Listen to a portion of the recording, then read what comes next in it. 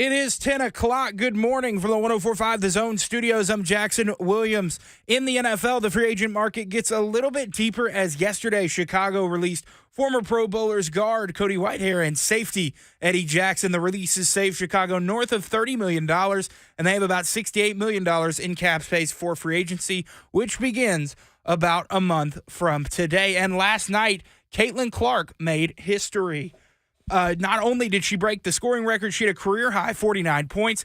After the game, Caitlin said she now has her sights set on Pistol Pete Maravich's record of 3,667. She is only 98 away from that one. College basketball, Tennessee taking on Vanderbilt this weekend. You can catch that game tip-off at 5 o'clock. You can catch it right here on The Zone. For your foundation repair and waterproofing needs, you need to visit USSTN.com. Breaking news at once on your home for the Titans and Vols. This is 104.5 The Zone.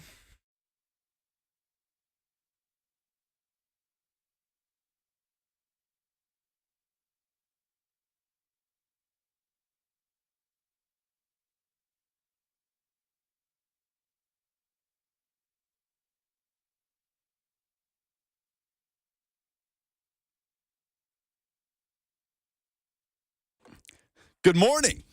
Hello, welcome in to 104.5 The Zone on this Friday morning. Lucas Panzica with you. No Buck Rising today. He's going to be off today and Monday, so we've got you covered. Fun show for the next 3 hours, going until 1 o'clock. And this was a scheduled day off for Buck Rising, so no need to fake sick to come up with some food poisoning excuse, which is what I told him the last time he gave us that fake excuse. Was you don't have to do that, bud. Just take a day off. It's okay. You work hard. We give him a lot of grief, but he works hard. So that's what he's doing. He's taking a couple of days off, and we're going to hold it down in the meantime. Jackson Williams on the other side of the glass. Jackson, good morning. Good morning. What's up, bud? Not much. Just sitting here getting ready to open the show with a couple of releases that happened last night, as you mentioned in your update in Chicago.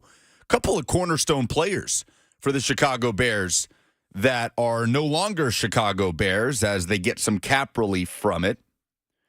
Talking about, of course, safety Eddie Jackson, as you heard from Jackson just a few minutes ago, and offensive lineman Cody Whitehair. Jackson frees up $12.5 million against the cap. Whitehair frees up over $9 million against the cap.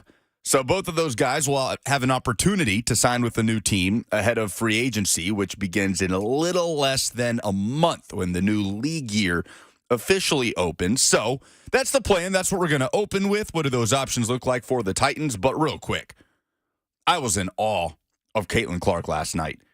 Were you watching in real time on Peacock when she broke the all-time NCAA women's basketball record for scoring? I was not. But I did see it pretty much in real time on Twitter because it was out there pretty quickly. Incredible Stuff. Caitlin Clark is the biggest star in college basketball. You're going to have a hard time moving me off that position. I don't even know who finishes second right now. Who is the biggest star in men's college hoops this season? Edie from Purdue. Sure. Connect has a case. Yeah, I mean, you can look up and down the mid-season Naismith Award watch list. Dalton Connect, a member of that as of yesterday. But I'm sorry, there's just not an argument against Caitlin Clark right now. As you've probably seen, she went into the game last night, Iowa taking on Michigan at home. She needed 8 points to break Kelsey Plum's all-time scoring record that was established at Washington a few years ago. Only 8 points. Caitlin Clark has never scored less than 8 points in a game that she's played for Iowa basketball. Gets the ball off the opening tip, drives in for a layup. That's 2. Next possession, left wing 3. That's 5. Following possession, needing only 3 points for the record, she pulls up from the logo and just drills it. You heard the play call and the update at the top of the hour. The first 8 points of the game for Iowa scored by Caitlin Clark. 31 of Iowa's 33 first quarter points scored by Caitlin Clark, and she ends up with a school record 49 points to go with 13 assists as Iowa won 106-89. 9 of 18 from 3. She now has 3,569 career points, has an entire month left in the regular season, plus the Big Ten and NCAA tournament to add to it. Like I said, there's not a bigger star in college hoops right now. Over 32 points per game, 7 rebounds per game, 8.5 assists per game, over 47% from the floor this season. The numbers are astonishing. So just had to open up with the history that we saw last night with the Iowa Hawkeyes. And she's 98 points away from Pistol Pete Maravich's record. A record that was just seemed unbreakable, right? Because not only did Pete do it in 3 years, he did it without a three-point line, which is just bonkers to think about. But I think Caitlin is going to just absolutely shatter this record, and she could do it within the next 2 to 3 games based on how she played last night. Yeah, it won't be close. I think she definitely could hit 4,000. So I was watching that last night. I was watching the Lady Vols keep it close with South Carolina, undefeated number 1 team in the country, and it was close until the fourth quarter where Tennessee kind of fell apart. It'll be interesting to monitor that situation at the end of the season, depending on what Kelly Harper is able to do in March. Anyway, so here come the releases, right, ahead of free agency. 2 big ones yesterday out of Chicago. As we mentioned, Eddie Jackson, 30-year-old safety, all-pro in 2018, saves $12.5 million against the cap. Cody Whitehair, 31-year-old interior offensive lineman. He'll be 32 this upcoming season. 2018 Pro Bowler, saves over $9 million against the cap. Both of those guys have been consistent cornerstone players and leaders for the Chicago Bears in each of the last 6 or so seasons since they got drafted. Eddie Jackson, remember his career at Alabama. That was a fantastic player for Nick Saban. So I didn't exactly see Titans fans jumping all over that saying, go get these guys. 615-737-1045. But you're starting to see these names pop up a little bit as they get released. And it's a move that makes sense, certainly, for the Chicago Bears. But I don't think we should dismiss the idea of either of those players for the Titans. Did that strike you when you saw Whitehair and Jackson released? Jackson Williams, and did you think, okay, let's go get one or both of those guys? I mean, this team needs offensive linemen so bad. I was like, Whitehair. I was open to the idea of getting Whitehead a look. Well, the problem is a lot of teams need offensive linemen right now. Jameson on the F&M Bank chat on YouTube says, is Whitehair of any interest to the Titans? I imagine that he would be. And you can hang out with us on YouTube, Facebook, Twitter, and Twitch, 1045 The Zone TV. We are audio only as we work through some camera issues that hopefully we'll have it up and running for you guys by Monday. But I would imagine Whitehair is of interest to many teams. And look, he's getting up there, 32 years old, but I don't think we should dismiss the idea of either of these players. Whitehair specifically is a guy that can play across the interior, brings a veteran presence, has been a captain for the Bears, has been a leader for that team, obviously through some tough times, through some blips where they had success under Matt Nagy, winning a playoff game and so on. But Cody Whitehair would make this Titans offensive line group better today, right? An instant leader to a group that's destined to be very young in 2024. Good point. It is a very young group already. I mean, okay, let's look at last season. Who's that veteran guy for the Titans on the offensive line? I mean, who was the most experienced? Obviously, they had plenty of that with Ben Jones in recent years and Roger Saffold and Lawan as he got deeper into his career. Who was that guy for the Titans last year? Hubbard till he got hurt, then Brunskill. Yeah, Hubbard. Aaron Brewer had the most experience in the system out of anybody, but when you look at the Titans' offensive line, Hubbard definitely provided north of 30, started multiple places throughout the league, was a solid player until suffering a season-ending injury. Yeah, Hubbard, just from experience, starting experience, you're probably right. Brunskill as well. Brunskill turned 30 just a couple weeks ago, in fact, I believe. So Daniel Brunskill also on that list. Cody Whitehair would come in. He'd give you that veteran presence. And when you're talking about value, you could certainly get that with a guy like Cody Whitehair. I don't know. He doesn't need to be your solution, right? Now, he played across the interior for Chicago. They had some snapping issues last season. So I don't know that Cody Whitehair is brought in to be your solution at center. That'll be an interesting position to see what happens with the Titans here in the next few months. But certainly there's value there when you're talking about a low-end deal, maybe even that minimum. But, again, here's the problem. A lot of teams have needs at offensive line. A lot of teams, I know this may sound hard to believe, went through similar issues as the Titans. As bad as it seemed with the Titans, the New York Giants, the Carolina Panthers, at times the Jacksonville Jaguars really struggled up front. Maybe it didn't get as bad at left tackle, for example, as it did with Andre Dillard, but this is not a unique problem that the Titans are facing. And just out of curiosity, I read this article on The Athletic yesterday where they polled every beat writer for every NFL team that works for The Athletic on the biggest offseason need for all 32 NFL teams. What would you say was the answer for the Titans, Jackson? Offensive line. Yes. How many teams would you guess off the top of your head had offensive line listed as their biggest need for the upcoming offseason? I'm going with 8. 8? 1/4 of the league. 9. The answer is 9. So good guess, but 28% of the league, according to the reporter for The Athletic that covers just that team, their biggest need this offseason is offensive line. So I would imagine, to answer Jameson's question, that Whitehair would be of interest to the Titans. There's no prior connection to this current coaching staff apart from Tyke Tolbert, who was the Bears wide receivers coach last year, but Whitehair never played for Bill Callahan, never overlapped with Brian Callahan. But in terms of value, interesting to look at, Cody Whitehair. Also, the thing about Whitehair, very available over the course of his career. Now, he picked up a knee injury in 2022 that he missed 5 games, but last season played in all 17, has been a very consistently available player for the Chicago Bears. So just something to think about as we start to kind of see this sort of news trickle down in the NFL. The other thing yesterday was Geno Smith will collect his $12.7 million this week that is set to become fully guaranteed today. He was informed yesterday, reportedly, from Adam Schefter, he will remain on Seattle's roster through this week. So that money becomes fully guaranteed for Geno on Friday. A lot of people see that as, all right, Geno Smith going to be the Seahawks quarterback next season. And that's not what that guarantees, but stands to reason, right, that guaranteed money, the Seahawks had an opportunity to get out of that, and they let it play out through Friday. So you imagine, unless Geno Smith is traded, which certainly could be a possibility, but you imagine Geno will be the quarterback for the Seattle Seahawks moving forward. Big show today.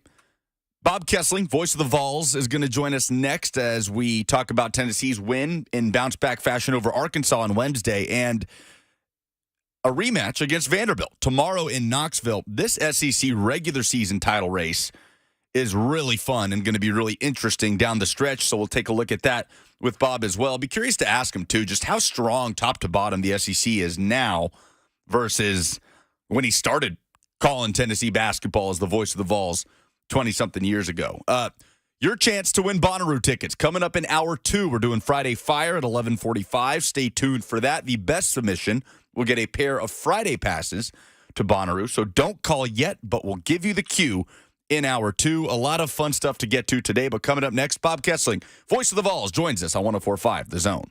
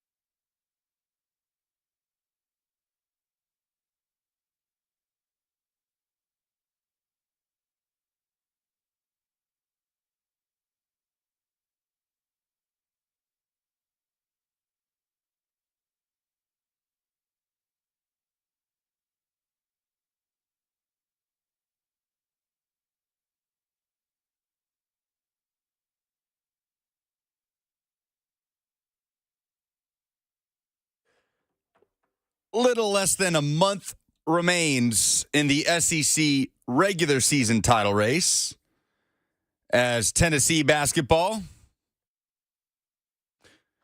gets ready to rear up and try and catch up to Alabama, Auburn, South Carolina in front of them for that hardware, something that's been done once in the Rick Barnes era, a shared title.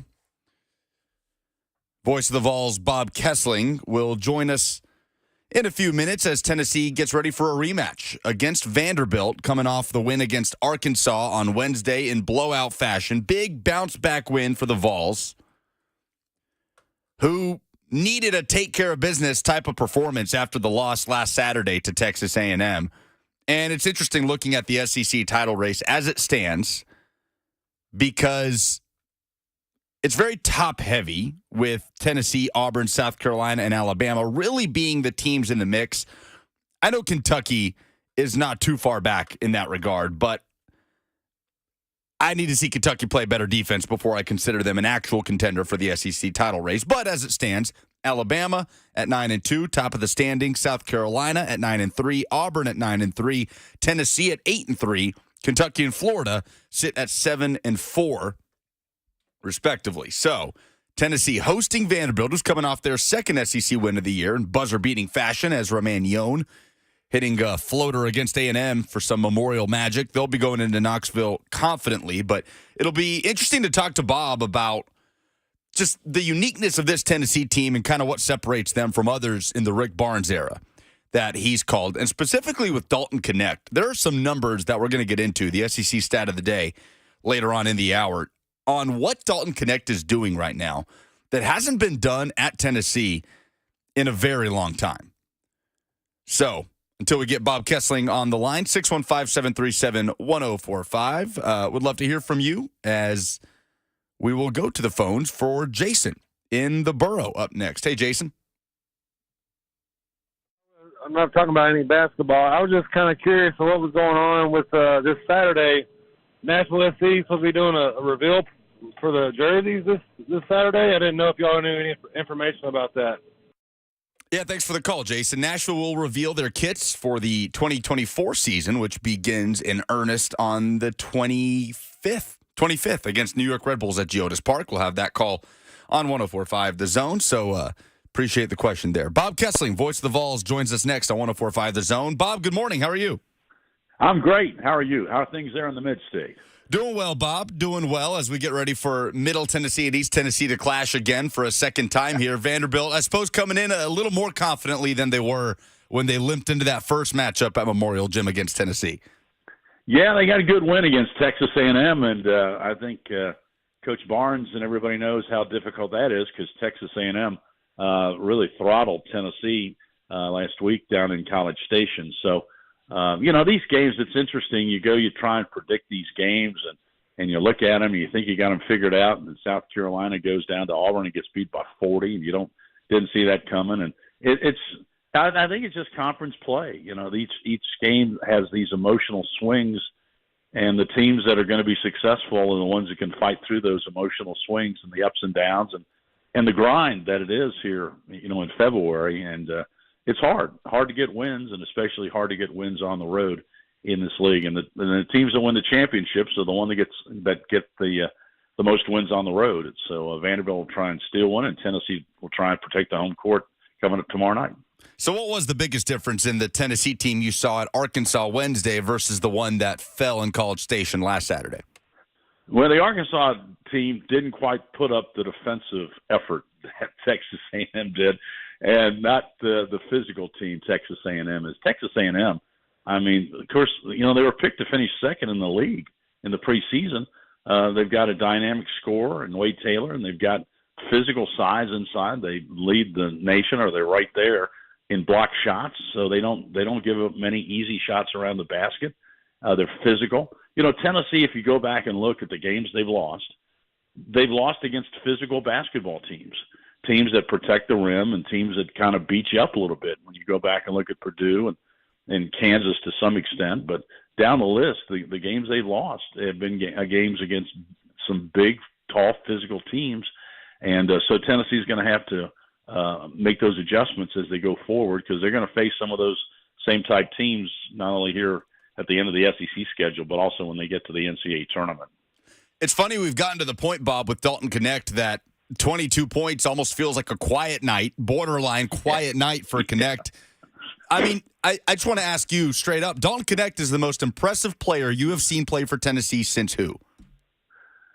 Oh, wow. Maybe Allen Houston, I guess. I mean, the Tennessee's had a lot of good ones, but, you look at these dynamic scores that guys that you can just put it in the basket. And I remember, kind of reading Dalton's background when he arrived on campus, and Bert Bertelkamp and I went over and were going to watch some practices and during the preseason, and right away you just saw that nobody could stop Connect offensively, just because the way he's 6'7", he can shoot over you, he can jump over you, he's very athletic, and he's dynamic with his left hand too, because of the fact that, and he uses his body really well when he drives down the lane.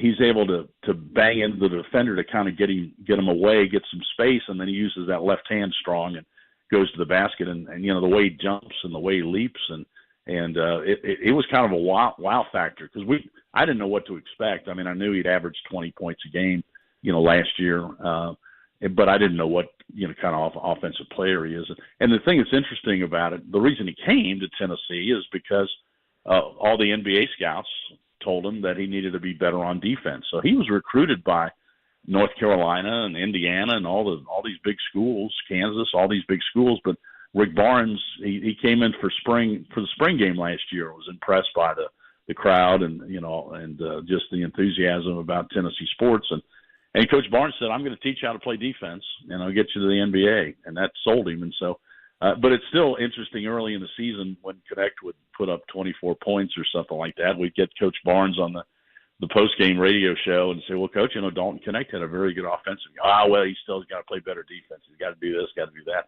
I said, "Coach, he had a plus 28 tonight." I said, "Can't you live with that?" "Well, he still missed 2 box outs, and he missed, had a guy blow by him. He's just got to get better on defense." I said, "Well, okay." But one thing about it is, in the NCAA tournament, to advance, you've got to have a go-to guy. And you got to have a guy that you can rely on, that he's going to get you a basket when you need it in crunch time. And I think that Coach Barnes is really very confident that Connect can be that guy and either get fouled or get a basket in crunch time. And to advance in the NCAA tournament, you've got to have those guys. I mean, tell me a team that's won the NCAA championship the last several years that hadn't had that go-to guy that you can count on to get a basket when you really need it. So I think Connect's really special. He's such a humble guy. He'll stay after the games and sign autographs for 30 minutes. We played at Arkansas the other night, and suddenly here he comes out in his uniform, and there were a handful of Tennessee fans there, maybe a couple hundred, but he stood out there and took all the pictures and signed all the autographs of every fan that was there at Arkansas. So he's very grounded. He's really just an outstanding young man, good student, and he's a sponge. I mean, he soaks it up. And Coach Barnes, I know, as we all know, Coach Barnes can dish it out pretty good, and some can take it, some can't, but Dalton can take it, and he's in the gym all the time too. I mean, 10 o'clock at night, he goes back in and shoots free throws. So he's just a guy that's eaten up with basketball, and those are the type guys you want on your team. Voice of the Vols, Bob Kesling, with us on 104.5 The Zone. So how's Rick Barnes feeling about Dalton Connect's defense these days? What's the messaging been, Bob, when you talk to him after the Arkansas game where he registers 3 blocks and he's had 8 in the last 3 games? You missed a box out. You got to Right. get you gave up the baseline. I mean, he's never going to be satisfied. He's never going to let Dalton Connect get in the comfort zone that he's figured it out defensively. It's all, and when he comes to the sideline, he might have a spectacular dunk.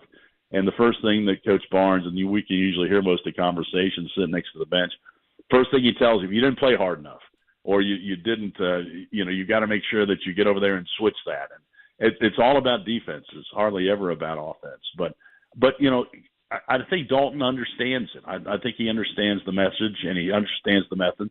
And the reason he came here is to play defense, and because everybody knows his scoring has always been good. He averaged 8 points a game his junior year, Northern Colorado, and then he jumped it up to 20 points the next year.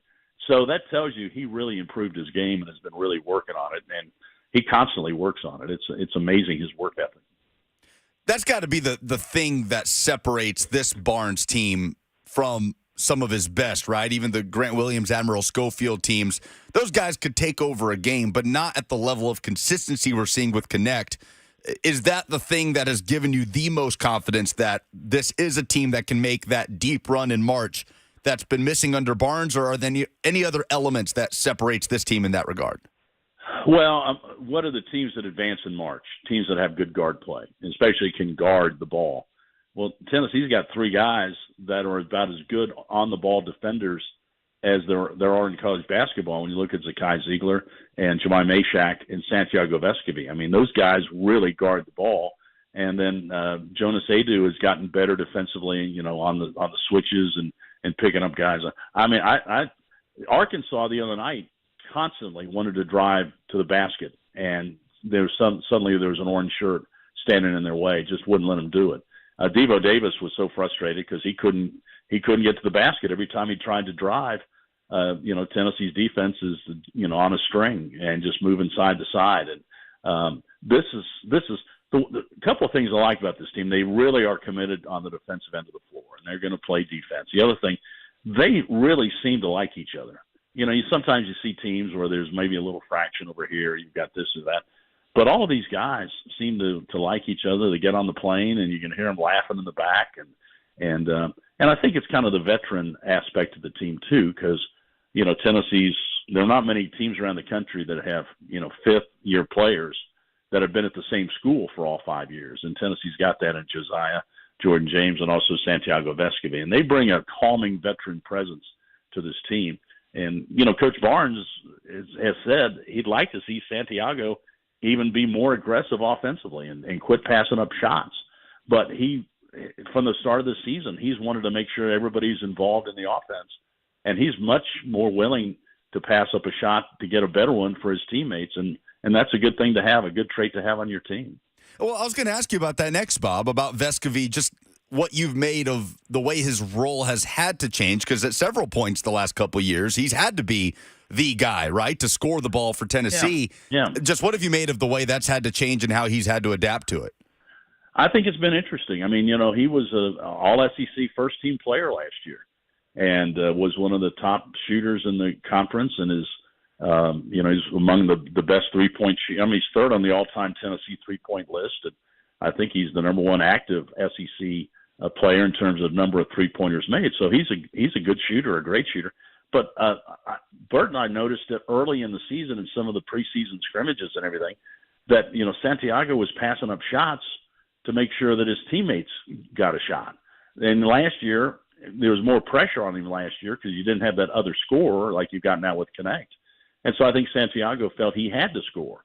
But he's passing up good looks, and Coach Barnes has even been getting on him. If you don't take those shots, we might have to make a change there. But Santiago does so many other things for you on the floor in terms of defense and running the offense, moving the ball and getting the ball out of your hands and getting it to a guy that's got a better shot. So it's been an interesting transformation for him. He's a very unselfish player.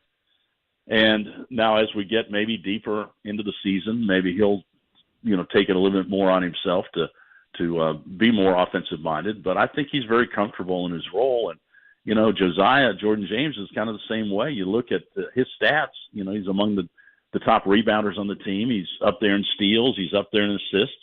He's up there in minutes. He plays the most minutes of anybody. But his scoring is way down this year. And it's kind of the same thing. He's kind of been able to get the ball to other people. So it's been a really interesting situation how they've kind of worked Dalton Connect into this. And Jonas Adu has also picked up a much bigger role, excuse me, because of he's just gotten better as a player. I mean, he's a threat from 15 feet in now. And when they do those, he sets a pick at the top of the key and they double team Connect, then he's open from 15 feet. And he'll either take the shot or he'll drive to the basket and score. I mean, he's right now reeling off double-doubles almost every single game. So Jonas Adu is also one of the most improved players in the SEC, and certainly he's really helped Tennessee in the middle of their game. Is the SEC right now as good as you have ever seen it top to bottom? Maybe. I mean, I think that the bottom of the league is not very good, and I think that kind of drags. Anytime you got at the bottom of the league, you've got a Missouri or something like that. That kind of drags the whole league down. But at the top, I don't think you can say right now who's a clear-cut favorite to win this thing.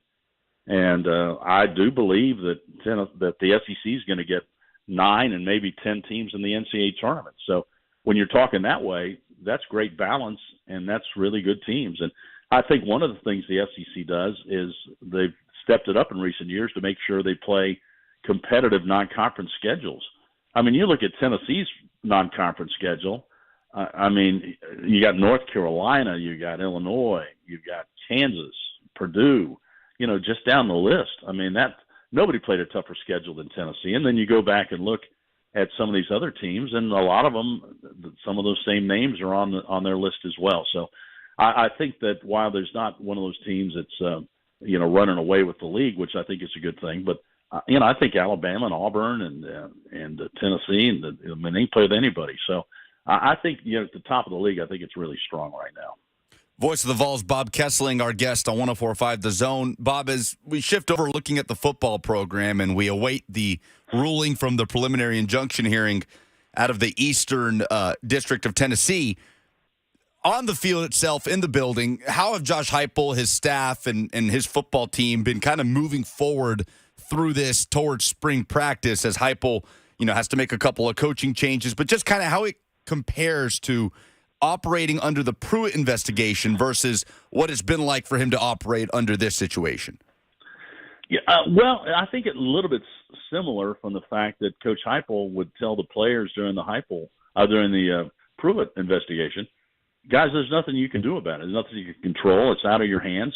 You need to worry about getting better and being ready to practice tomorrow. And I think it's the same thing with this bunch. I mean, this is out of their hands. I mean, they can't control it. They can't do anything about it. So Coach Heupel, I think, is stressed. Don't worry about it. Don't let it affect your preparation for spring practice.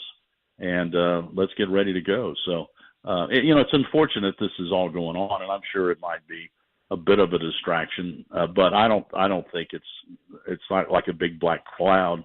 I think during the Pruitt investigation, there was a little bit of a black cloud because you didn't really know which way the NCAA was going to go, and the bowl ban was out there and all those type things. But I think they've been through it once, and I think they know how to handle it. Now you're going through it a second time. And I just think they're getting ready for the season and trying to win their position and get playing time, and I think that's what's on their mind right now. Heupel looking to replace his running backs coach as well. Jerry Mack off to the Jacksonville Jaguars. A couple of position coaches that need to be filled. Bob Ryan, John Marie, the linebackers coach, back up to Michigan. What's kind of at the top of the list there as Heupel looks to fill those two vacancies? So I think it's going to be very interesting. Obviously, Coach Heupel puts a lot of consideration into recruiters. I think nowadays everybody has to be a certain level of recruiting. But he tends to promote from within. So we'll see if there's somebody on his staff that he wants to promote from within. Coach Heupel really is a believer in his system, and it's especially on offense, it's going to be his system. And so it would have to be somebody that has the same kind of philosophy, I think, that he has. But my first guess is, and it's just a guess, that he'll try and promote from within because that if you go back and look at his track record, that's kind of what he does. So we'll see if there's somebody on the staff that he thinks is qualified to do that. And, he thinks and believes, and I think everybody else does too, he's really built a good culture there within the building. And he wants people that buy into that culture and how they do things and how they practice and how they get ready to play games and how they play the game. So it'll be a very interesting hire. And these are important hires too. But I think he'll look inside first and then see if he can find somebody on his coaching tree. He is Bob Kesling, voice of the Vols. You can hear the Vol Network call of tomorrow's game against Vanderbilt in Knoxville right here on The Zone, a 5 p.m. Central Time tip-off. Bob, thanks so much for the time. Good to catch up and talk to you down the road. Absolutely. Always great to talk to you. Thanks. Have a good weekend. Same to you. Bob Kesling with us on 104.5 The Zone. If you missed any of that interview, will be up on the podcast feed shortly after the show. Remember to download the 104.5 The Zone app. If you're on the go, just type in 104.5 The Zone on the App Store. It's free. Get you a chance to listen to any live Tennessee basketball broadcast. Nashville Soccer Club coming up later this year. Good to have Bob always with us on the zone. It's interesting, Jackson, the way this investigation is kind of viewed both locally and nationally when it comes to Tennessee, because the first time out, when it was the Pruitt investigation, like Bob said, probably more of a dark cloud hanging over the program because Tennessee was kind of stepped back, both hands in the air, saying, hey, we messed up here. It obviously played to their advantage to handle it that way so they could fire Pruitt without having to pay the buyout, fire him with cause. But it was still this wild card of we're still at the NCAA's mercy here. But this time around, I mean, what's the biggest difference to you in how this is being perceived? Is it simply that Tennessee is kind of stepping up in a fight more so than the first time around when it was all about cooperation? Yeah, you're seeing, Don, every major player in this is coming out with a statement against the NCAA where, I was a student at Tennessee when this Jeremy Pruitt investigation happened, and it was we've made errors in our judgment. Donnie Plowman's holding a press conference saying, we will get this right. When, the first day this investigation's reported on, she calls the NCAA out. She calls them liars. Yeah. She says they're no good. They're no good. Intellectually dishonest. Exactly. And so, Tennessee's ready to fight, and it feels less like a dark cloud because, and you see it nationally, a lot of people are seeing this as the end of the NCAA. Brent Hubbs was on with Ramon, Kayla, and Will earlier this morning. You can go back and listen to that interview on the podcast, but he kind of was voicing the timetable that we should expect to get a ruling from the preliminary injunction hearing, because if that goes Tennessee's way, you're talking about freezing NIL rules across the board until this case concludes. So if you think it's chaotic now, and it is, just wait until that happens. Then we'll really see how things spin out of control across college football. But that, to me, would really feel like as close to a death blow as you can get for the NCAA when you're then talking about having to start from scratch, just from the overall system, because clearly this is not working, and you're going to have a federal court, the Eastern District telling the NCAA exactly that. So that'll be interesting to keep an eye on. Brent saying could be today, could be a couple weeks. We have no idea as these things go. Coming up next, we were talking with Bob Kesling about Dalton Connect, the impact that he has had on Tennessee basketball this season. So the SEC stat of the day, we'll take a look at some of the things Dalton Connect is doing that have not been done at Tennessee in quite a while. That's next on 104.5 The Zone.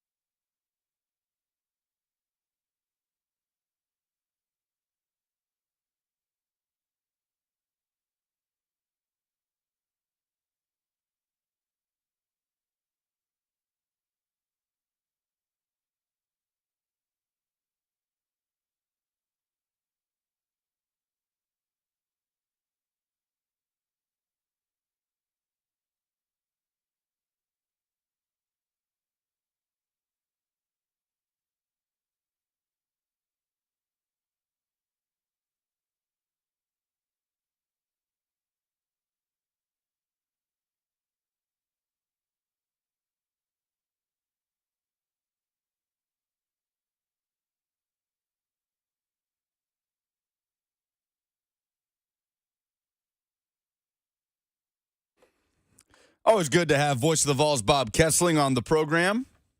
Welcome back. I'm Lucas Panzica with you until 1 o'clock on 104.5 The Zone, which is where you can hear tomorrow Tennessee versus Vanderbilt, the 5 p.m. tip-off from Food City Center at Thompson Bowling Arena. Rematch from an earlier season matchup that Tennessee won at Memorial Gym. Remember, Vandy was up 10 in the first half of that game.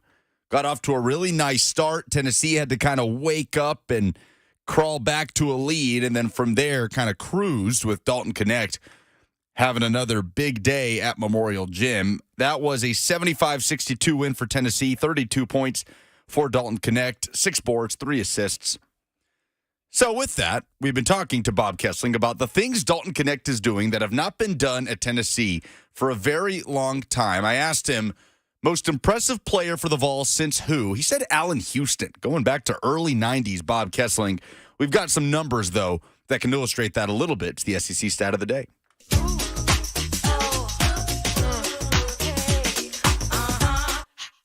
Let's talk about SEC, baby. Let's talk about the SEC. Let's talk about Nick Saban and Josh Heupel in the SEC. Let's talk about SEC, baby. Let's talk about the SEC. Let's talk about Brian Kelly and Greg Sankey in the SEC. Let's talk about SEC.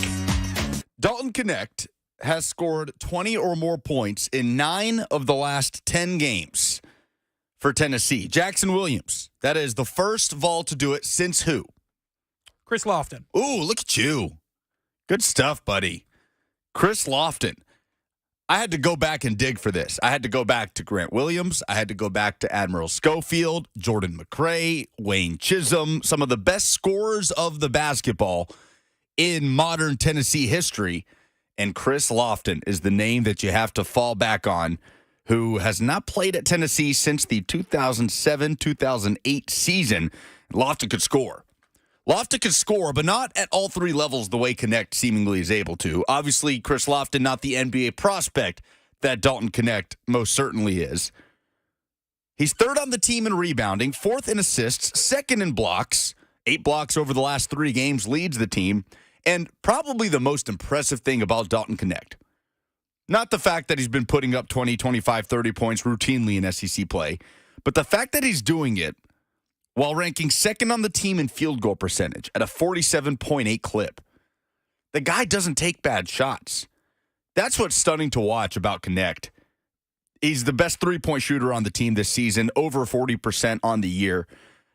He's not a player that gets to those numbers by just jacking it up, by getting across half court. And no matter what, he's just going to find a way to get a shot off. Tennessee just runs its offense. And when this team is at its best, they're running their offense, and it ends up going through Connect.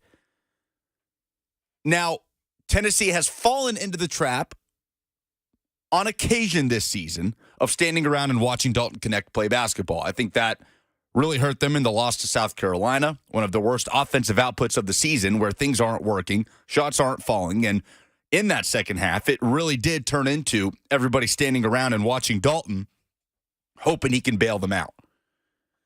But apart from that South Carolina game, you'd be hard-pressed to find a time where Dalton Connect is getting to those numbers, but doing it being irresponsible with the basketball. That's probably the most impressive thing about what's happening right now with Connect against Tennessee. Taylor on the F&M Bank chat says, yeah, but what could Connect do against Wemby? Well, that's a great question. Victor Wembanyama, would love to see that matchup come next season. Dalton Connect trending towards being a lottery pick here in a few months. That's not fair. But That's not fair. It's okay. I like the question. He's a foot taller. He is a foot taller. Connect standing at 6'7". But no, it's been fun to watch. Tennessee has not had, I mean, when's the last time Tennessee had a bona fide NBA prospect like that? I mean, Grant Williams gets drafted, right? Kennedy Chandler, Jordan Bone Emerald, all those guys got drafted. But when you're talking about the size, the release, the intangibles, and now what he's doing defensively, I don't know the last time Tennessee had an NBA prospect as good as Dalton Connect. I think he'll be the highest drafted Vol of this era of Tennessee basketball. Grant went in the first round, the later portion of the first round. I think Dalton's I think he's potentially a lottery pick. Grant Williams was drafted, if I remember correctly, I'm looking it up. Was it 19th overall? 22nd. 22nd overall. And he was picked by the Celtics. Fred in the F&M Bank chat says Jordan McRae. Now, Jordan McRae could score. Jordan McRae was on that list of players I was looking through trying to figure out the last time a Tennessee player has scored at this type of clip. And Jordan McRae has had a really nice NBA career. Now, he's playing in Greece right now. But for a stretch there, Jordan McRae was drafted in the second round back in 2014. It was in the NBA until 2020. He last played with Detroit. Since then, he's been overseas, whether it's in China and Europe. He's currently, as I said, in Athens, out there in Greece. But McRae's got a championship under his belt, had a great career. Josh Richardson, a guy who sticks around.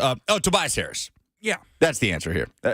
Dalton Knecht is the best NBA prospect for Tennessee since Tobias Harris, who went one and done and was the 19th overall pick in the 2011 draft. Keon Johnson, Jaden Springer, a couple of other guys that were one and done players, but certainly did not play with the consistency of a Dalton Knecht. So we'll see as the SEC title race heats up. Tennessee, without question, is the toughest path down the stretch here, as they do have a game in hand behind Alabama, South Carolina, Auburn. But when you look at this stretch, after tomorrow's game against Vanderbilt, and then on Tuesday, when they go to Missouri, that has bottomed out this season. Dennis Gates did a fantastic job with the Tigers. They eliminated Tennessee last year from the SEC tournament, but it's been a tough year for the Missouri Tigers. After that game on Tuesday, you're talking about a rematch at home against A&M, who you just lost to about a week ago. Home game against Auburn, who is red hot right now. At Alabama, who leads the league at the moment. At South Carolina, who you've already lost to this season, and then hosting Kentucky to close out the regular season.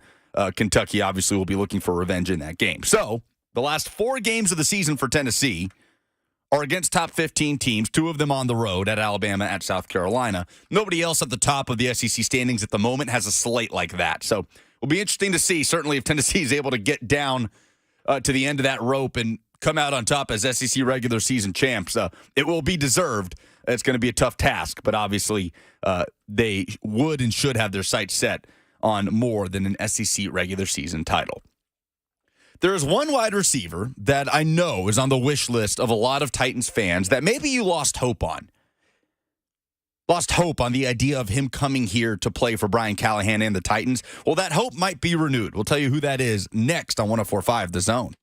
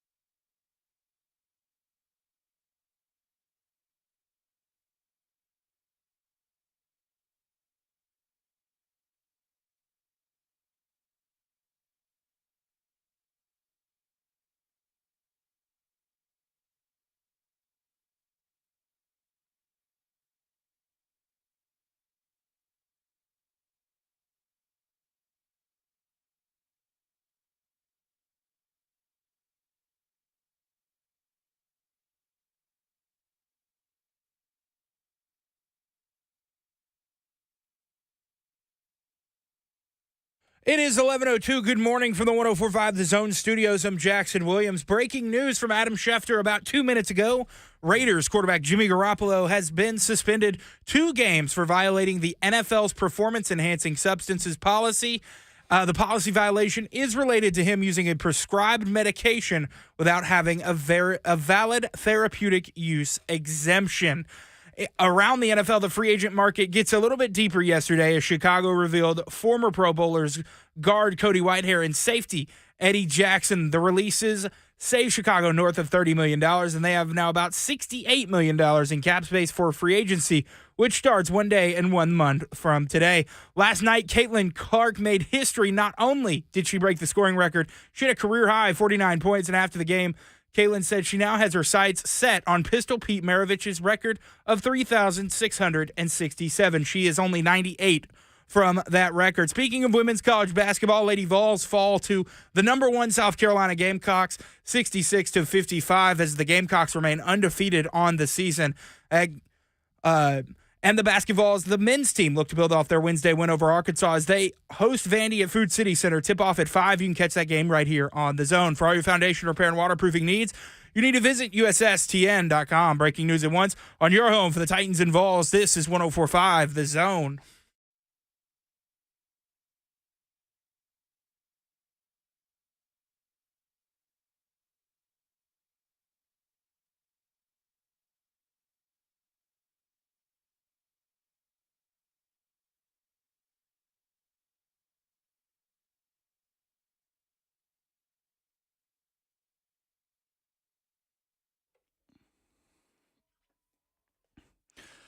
There is one player that I know Titans fans have been talking about since the hire of Brian Callahan was made official. Albert Breer reporting something new on Cincinnati Bengals wide receiver T. Higgins. We'll tell you what that is here in just a moment. You'll hear from T. Higgins himself from Super Bowl Radio Row in Vegas. Welcome back. I'm Lucas Panzica in for Buck today. Jackson Williams is making the show go. Remember, coming up at 11:45, your chance to win a pair of Friday passes to Bonnaroo. Coming up in June, the lineup is awesome. Post Malone, Gary Clark Jr., the Red Hot Chili Peppers, Cage the Elephant. I could go on. Bonnaroo.com is where you can go buy your tickets, but your chance for Friday passes, and it's going to be on Friday Fire, which is always at 11:45 each and every Friday, but your cue to call will be at the end of the following segment after we talk to Coach Mack. So be sure to be listening so you call at the right time, not yet. But if you want to join the conversation, in the meantime, 615-737-1045, because T. Higgins, whose contract is up with the Cincinnati Bengals, has been a hot topic in Nashville over the last few weeks, especially since Callahan was hired by the Tennessee Titans. I think a lot of those hopes got shot down when, as expected, The Athletic reported that the Bengals are going to tag T. Higgins. But is the expectation that he will play on the tag for the Bengals in 2024? I'm not so sure. Albert Breer of Sports Illustrated, in his weekly mailbag today, was asked a question. The question was, how many franchise tags are you anticipating being administered, and are any players hot candidates for a tag in trade? The answer from Albert Breer, he says, David, I'd say Cincinnati Bengals wide receiver T. Higgins, Panthers outside linebacker Brian Burns, Miami Dolphins defensive tackle Christian Wilkins. He goes on to name a few other players, Josh Allen of the Jags, Justin Matabuki, who led the Ravens in sacks last season, Antoine Woodfield, and so on. He says Jones and Snead, talking about the two Chiefs defenders, could be two, though it would be expensive for the Chiefs to tag Jones. That's nearly $32 million. That's 8 players that Breer named. Of those 8 players, Albert Breer says, I would say Higgins and Burns could be tagged to trade candidates. In Higgins' case, it's because the Bengals have a bigger deal for Jamar Chase on the horizon. So could the Titans trade for T. Higgins and have him come play for Brian Callahan in 2024 on the franchise tag? I know this clip made the rounds and 3HL played it last week, but T. Higgins was asked on Radio Roll at the Super Bowl. I believe this was a Titans podcast, Jackson. Is that right? the Sick podcast. Yes, the Sick podcast. A Titan-centric podcast, caught up with T. Higgins in Vegas and asked him about the possibility of coming to play for his now former coach, Brian Callahan, in Tennessee. Here's what T. Higgins had to say. To you to play with him again in Tennessee, to go back home where everything started, and you won Mr. Football over there. It would be good, going back home to family, and then being able to play for a coach that I already been under, so it would be ideal. Appreciate it, man.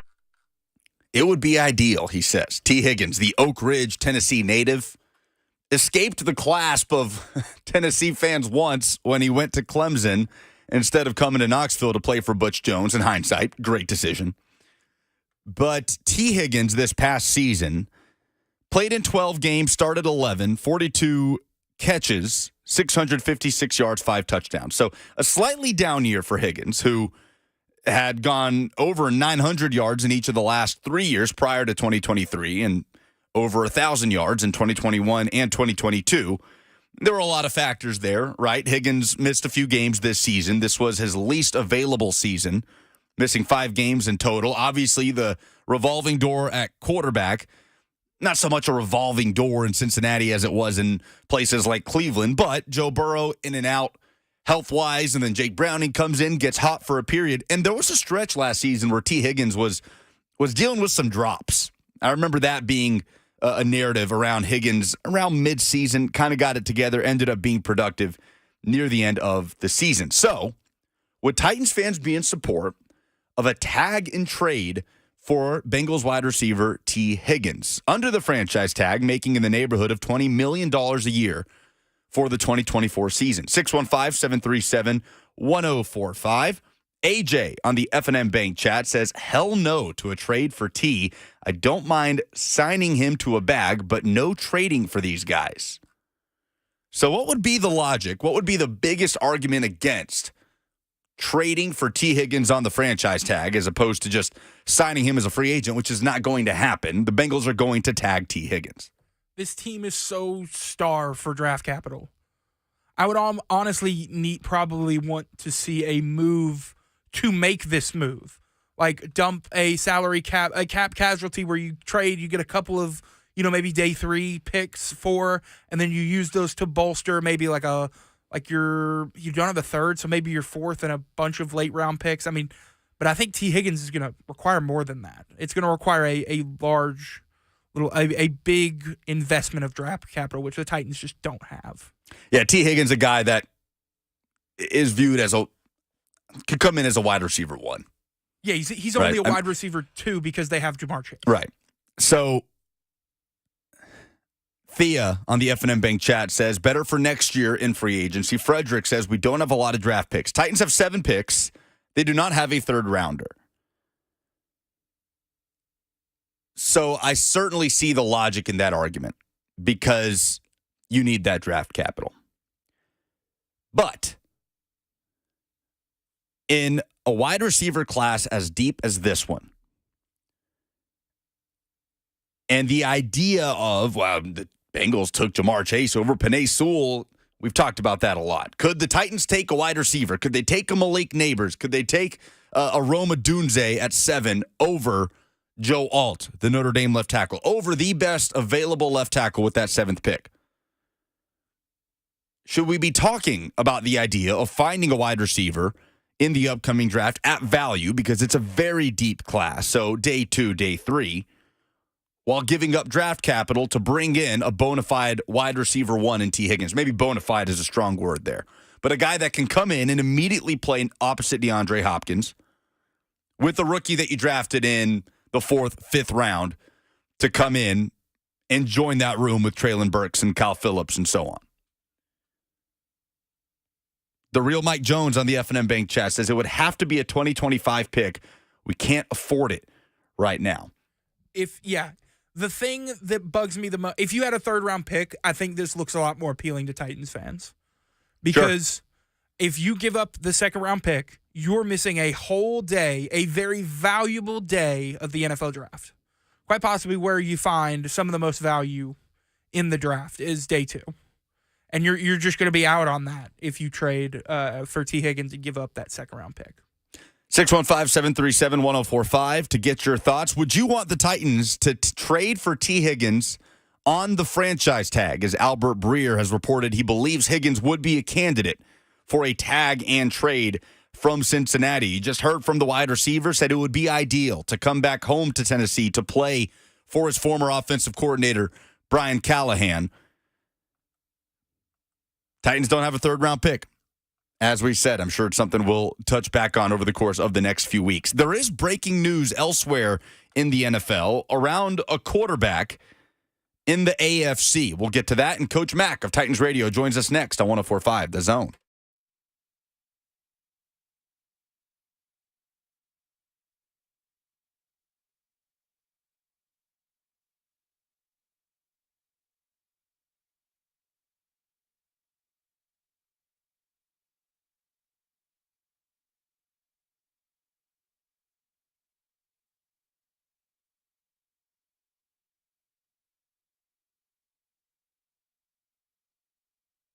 The Tennessee Men's Clinic is here to help you get right if you feel like your performance has suffered of late.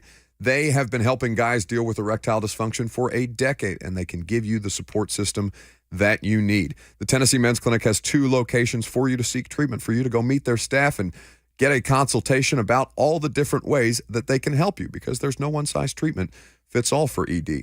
The Tennessee Men's Clinic has been doing this all day, every day for a decade, and their urologist-based practice with multiple providers has been focused on outcomes and treatments with the highest success rates.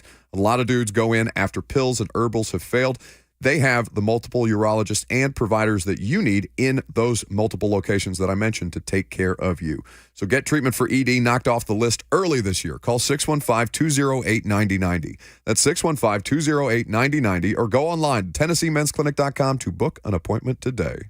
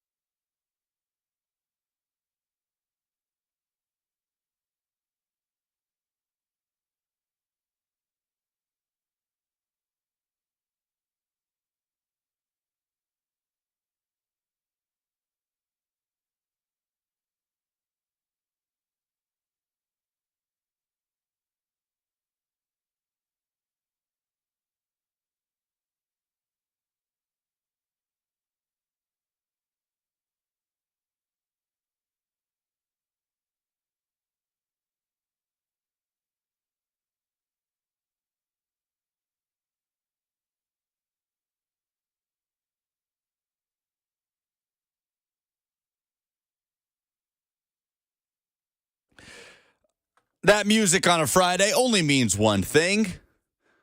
Coach Dave McGinnis of Titans Radio set to join us on 104.5 The Zone.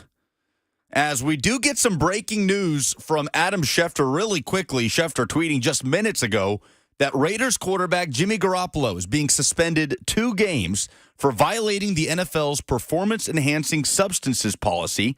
According to league sources, Schefter says the policy violation is related to him using a prescribed medication without having a valid therapeutic use exemption per sources. And maybe Coach can help us work through some of that wording here as well. Coach Mack, how are you? Hey, Lucas, how you doing today, brother? Good? Doing well. Can't complain. What are things like in Coach Mack's world post-Super Bowl? Well, just, a lot of Coach Mack stuff going on. A lot of it, most of it's the draft now. Of course, getting ready here in about 10 days to go up to the combine for a week. But working through these players, everything in the league's got a deadline, and we're meeting them. We've done some podcasts. We did a lot of work down there at the Senior Bowl, and then the next step now is the combine. But before that, we're kind of right now going through all of these invites and seeing which guys that we kind of need to familiarize ourselves with a little bit more that we don't already have down in the notebook. So it's going to be here quick on top of us, but it's the draft right now. This talent acquisition period is a big time now. So that's what we're doing. Exhaustive work being done by Coach Mack, Rhett Bryan, the entire Titans radio crew. But really quickly, Coach, before we get into that and the introductory presser for the Titans coordinators, this breaking news about Jimmy Garoppolo, again, 2 games suspended in the 2024 season, according to Adam Schefter, for violating the NFL's performance-enhancing substances policy. And Schefter says it's because he used a prescribed medication without having a valid therapeutic use exemption. Can you walk us through exactly what that means, the therapeutic use exemption, and where Jimmy G sounds like came up short here? Well, he's got to have a prescription, so he's got to have. That's the easy way to put it in layman's terms. And if he doesn't have it, and if it shows up because the testing goes on, continuously, that's what happens. So I don't know what he was taking, but clearly you've got to have a prescription for it, and he didn't have it, so it cost him.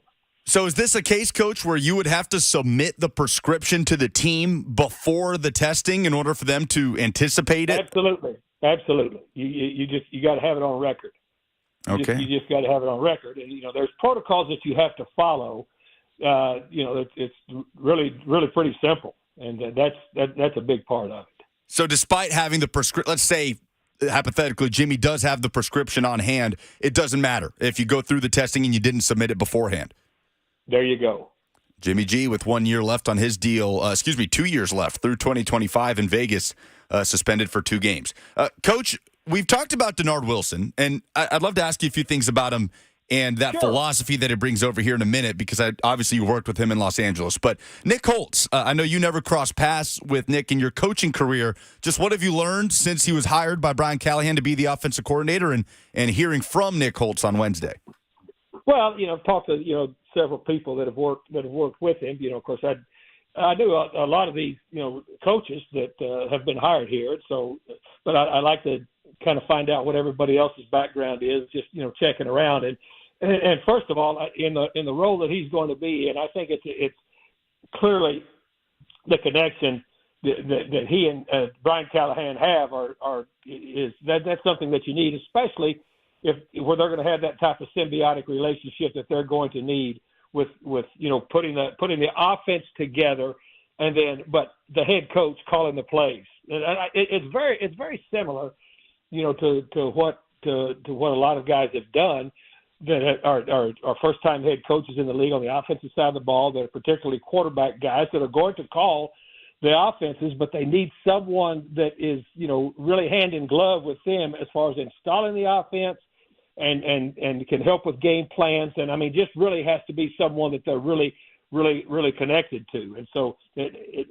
I've seen it work around the league like this, especially now, with younger head coaches with offensive and quarterback backgrounds coming up that are going to be play callers. And so to me, it's you have to have somebody that you're very, very not only familiar with, but you trust, you're very comfortable with, but also has enough chops offensively that can be able to portray the offense, to everybody around, because you can't be everywhere at once. So that's what I came away with after that press conference. I'd given all these coaches a little bit of time to get settled in before they could get them all down there. I went down and visited with just about every one of them. Introduced myself to the ones I didn't know. Of course, caught up with the guys that I did know after that press conference the other day, and I was very impressed with all of them. And it's going to be interesting.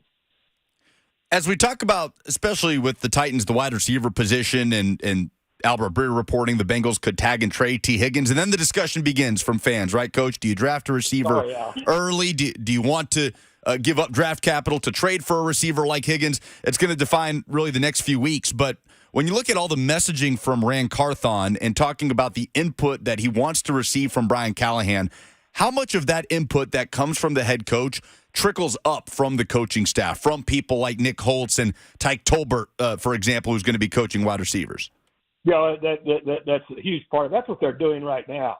I mean, they will start in. Their days are really full right now, because I've experienced it. I know what it's like, with the new staff being put together, and they're up there till pretty late at night these weeks, because their families aren't here. What they are doing now is they're splitting their days, but they were very, very busy with some of those profile tapes. When I was down there, putting together guys that by position that they want, and this talent acquisition period right now. This is a huge part of putting together the first step of what this team's going to look like, and so they're all involved in it, and that's exactly what's going on now. Coaches don't start in on the draft until the season is over with, because you're too busy, everything else going on. But now, especially with the new staff coming in, they will all have input. But it's very sequenced, it's very organized. But everybody will be included in this process. To your point, Coach, how much more impressive then does it make it that the Chiefs have been able to sustain this success as long as they have? When you talk about coaches not being able to even start getting into that process until the season's over, the Chiefs' season's ending later than anybody's over the last 5 years, yet they still continue to bring in good draft picks and stay at the top of the league that is designed for parity and to avoid this type of dominance. Just how much more impressive does it make it that the Chiefs are able to do this when their offseason is beginning, in a lot of cases, weeks and weeks after most teams? Well, that's what continuity gets you in this league.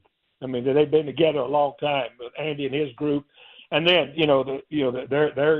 their group of scouts have been together a long time. I was at the Senior Bowl and visited with Pat Perduto, who was here with the Titans, and now is one of the directors for them up there. Has been there a long time since he left here.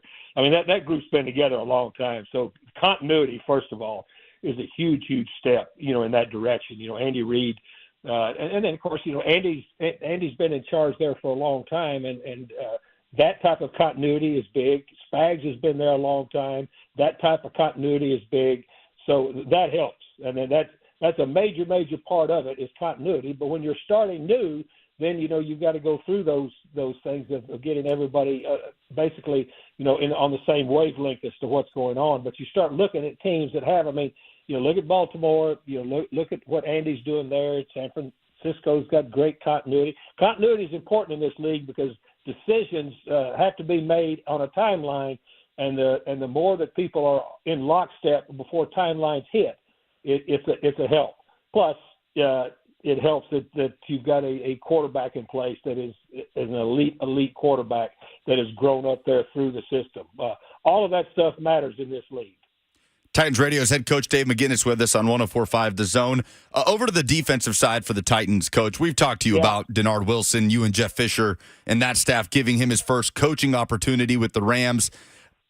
He dropped a General Patton quote pretty early, Coach. I think he had some Titans fans fired up. It was, quote, "Nobody ever defended anything successfully. You're going to attack and attack some more." Talking about being an attacking defense, and I think when fans hear that, they picture cover zero blitzes, right, getting after the quarterback. But the Ravens, bottom 10 in the NFL in blitz percentage last season, yet they led the league in sacks with 60. In what ways can you be an attacking defense other than just sending extra pressure? Well, first of all, it is a mindset. And I've been in game plan meetings with Denard for 5 years. They're at the Rams, defensive game plan meetings every day. Watched him in the classroom with he and Frank Bush both. And I know those guys very, very well. I know their defensive mindset and how they think. And, it's a mindset that first of all starts in, and then again, this type of a period, you got to start identifying dudes that can fit in it, and then it's being able to put them together. But it's not all just just lock the doors and everybody start blitzing every down. And it's very, very, very controlled, and it's very, very precise. I mean, it didn't surprise me at all. Denard, as I say, I've seen him for 5 years in front of classrooms. He's a guy that this opportunity that he's getting now has been coming, for a long time in this league, because really, really, really smart, really understands it, but gets it. And look, I've watched him coach the secondary. I've watched Bush with his linebacker. They make guys better. And so all of this, it's a plan. And so it's going to be very, very interesting. But you got to get the dudes. You got to get the dudes to make it work. First thing you got to sift through is the dudes that are here, because there are dudes here that will fit into that. And then, get some other ones, and then start building on it. But I promise you, it didn't surprise me the way Denard presented himself when he sat down in that chair, because I lived it for 5 years with him and with Frank Bush. I know what type of defense they've been in their careers for a long time. So what is it about? We'll stick with the Ravens' defensive philosophy specifically that Wilson was a part of last year that you're most looking forward to seeing an element of here in Tennessee.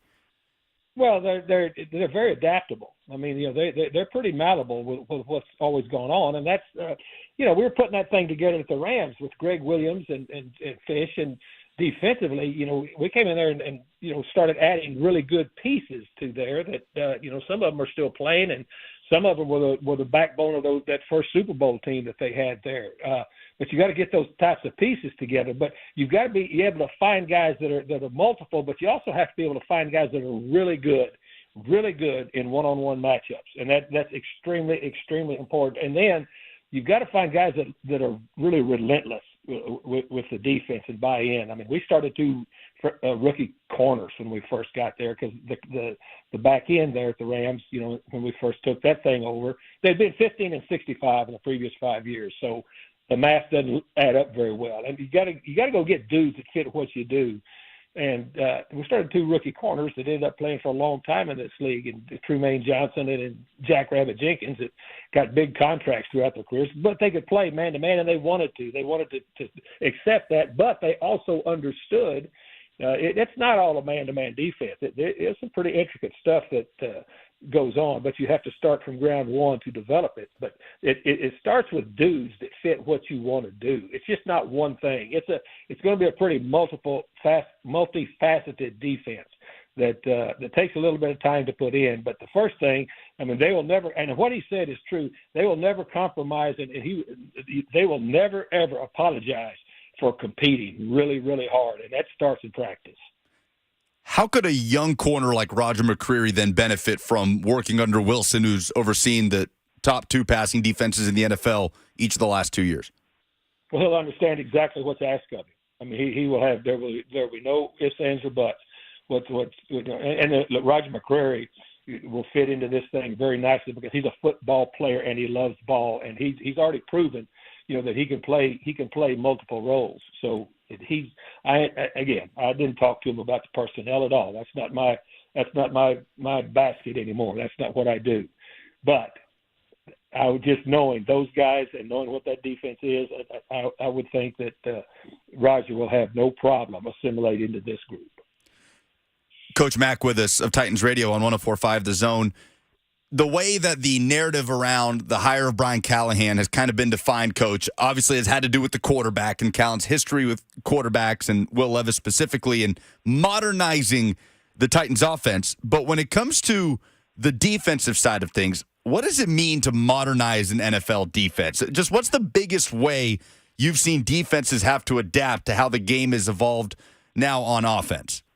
Well, first of all, you got to be multiple. Second of all, you got to be able to play in space. You've got to be able to play in space. Third of all, you got to be able to pressure the quarterback.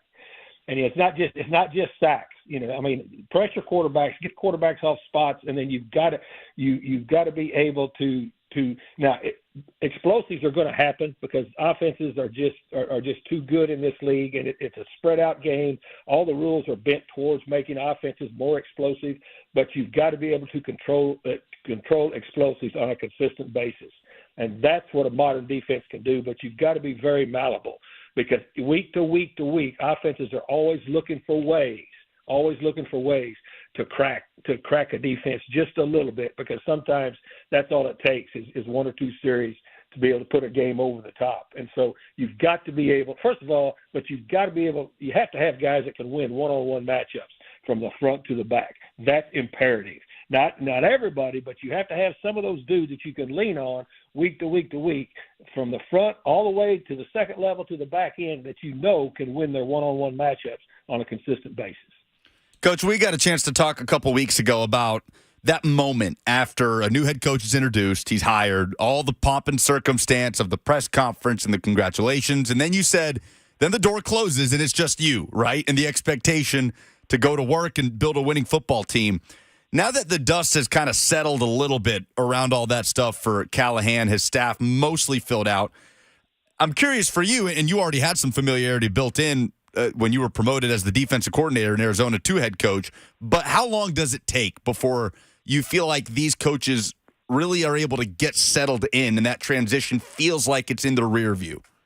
No, it takes time. It takes time, but you jump right in. And again, I've been in the league. I've been in the league 12 years before I got my first head coaching opportunity. I think I started interviewing after I'd been in the league for 10 years. But when I was, finally got the job, took the job, I mean, you're learning every day on the job, because that's just the way it is. But so you take stock into the preparation and the background that you have. You take a huge stock in the people that you surround yourself with. But the biggest thing you've got to learn is time management, and then being able to delineate responsibilities. And those types of things are very, very important, because there's so much more involved in being a head coach in the National Football League, and it's all important, but you've got to learn how to compartmentalize that. And part of your staff, and part of the organization is a big part of it, with the support you have in all the various areas throughout the building. I mean, that's extremely, extremely important. And you've got to learn, or have people with you that help you learn, who you can lean on. And then the players are a huge part of it. Getting players in there that you connect with and that buy into what you're wanting to do. So it's a continuous process. I mean, you're always learning something. I was in the league coaching for 31 years. I learned something different every year. A lot of times more than one or two things different every year. But he's very prepared for it. And having his father here is a huge get, because I talked with Bill quite a bit down there when I went down there to visit. Look, he's done it all. That was such a huge get, and it was it's very key. I think that Cleveland was willing to let one of the best offensive line coaches in the league out of his contract to come work in a very unique situation, for his son with his head coaching opportunity. But that's a huge plus. Guys that you have to lean on and trust, and then you've got to trust your own preparation and yourself. If you spend any time really listening or visiting, which I, with Brian Callahan, he's very bright, he's very prepared, but you're always learning. I think if you ask any head coach in the league, if you'll ask Andy Reid, just in a couple of weeks, what are you still learning? He'll have something to say about that, because it's an ever evolving process. Because if you ever think you have it figured out, that's just about the time it catches up with you and you don't. Yeah, Bill Callahan's presence, a huge bonus in that regard. The first father-son dynamic, as far as the father working for the son being the head coach in NFL history. Really cool that's being done here in Tennessee. Coach Mack, enjoy your weekend. Thanks so much for the time. Looking forward to it next Friday. Lucas, great visiting with you. Enjoyed it. Thanks, brother. See you. See you, Coach. Coach Dave McGinnis with us on 104.5 The Zone. Again, if you missed the breaking news, Jimmy Garoppolo, according to Adam Schefter, is being suspended 2 games in the 2024 season for violating the NFL's performance-enhancing substances policy And you hear that, I've seen it in the F&M Bank chat, you think PEDs, not necessarily. The violation related to him using a prescribed medication that he did not have a valid therapeutic use exemption for. That is according to Schefter. We'll get back into that, but coming up next, your chance to win a pair of Friday passes to Bonnaroo 2024. We're talking about Post Malone, Maggie Rogers, talking about Gary Clark Jr., T-Pain, Thundercat, loaded lineup at Bonnaroo. So what you have to do is dial 615-737-1045 and give us your Friday Fire, the most positive story that you have seen in sports this week. The best submission will get this pair of Friday passes. Again, 615-737-1045 to give us your Friday Fire for a chance to go to the farm and Bonnaroo here in a few months. We'll get to your calls next on 1045 The Zone.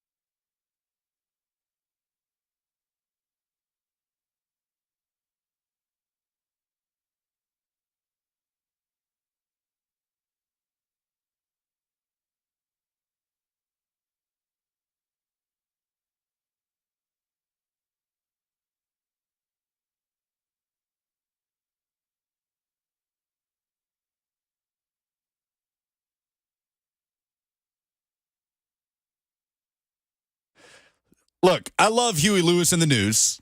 No disrespect to Huey Lewis and the News. This is a great song.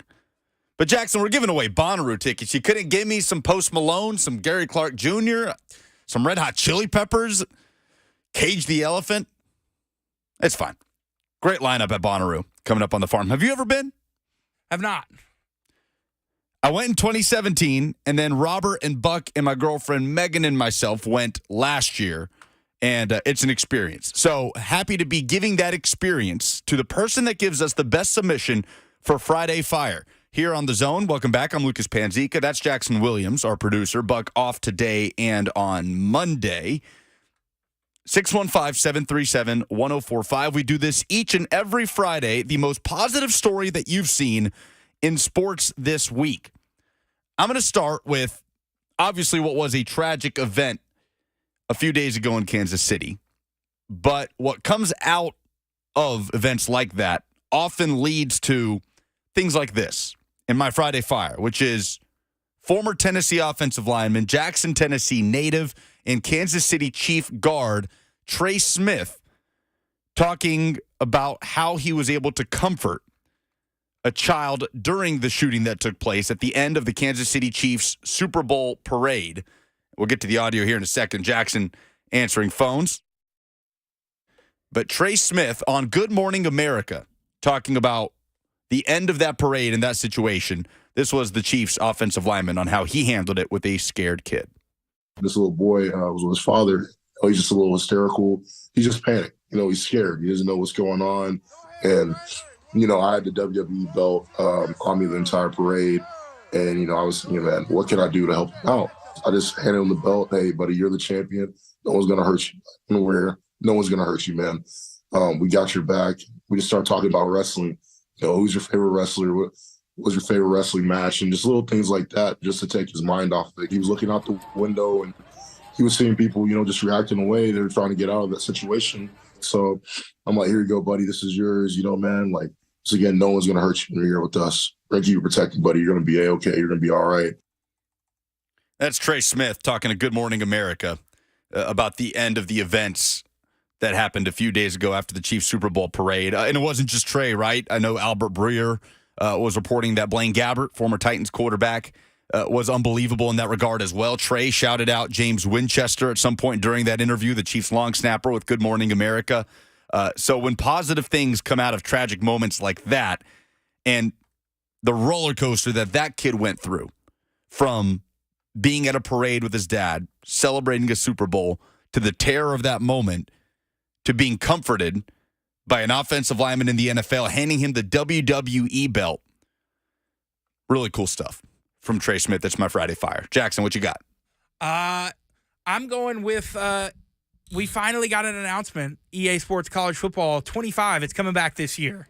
The last one, to put it in perspective for Tennessee fans, the last EA Sports College Football game came out in the first year of the Butch Jones era of Tennessee football. Tennessee was still wearing Adidas uniforms. Josh Dobbs was a freshman. That was the last roster on the college football video game. It's coming back this summer. I'm just so excited for it. So excited. It's going to be so much so fun. Excited. Who's going to be your team of choice to start a dynasty in the new? I love that it's not NCAA anymore, too. That the video game is EA Sports College Football. Which team are you going to take to the top?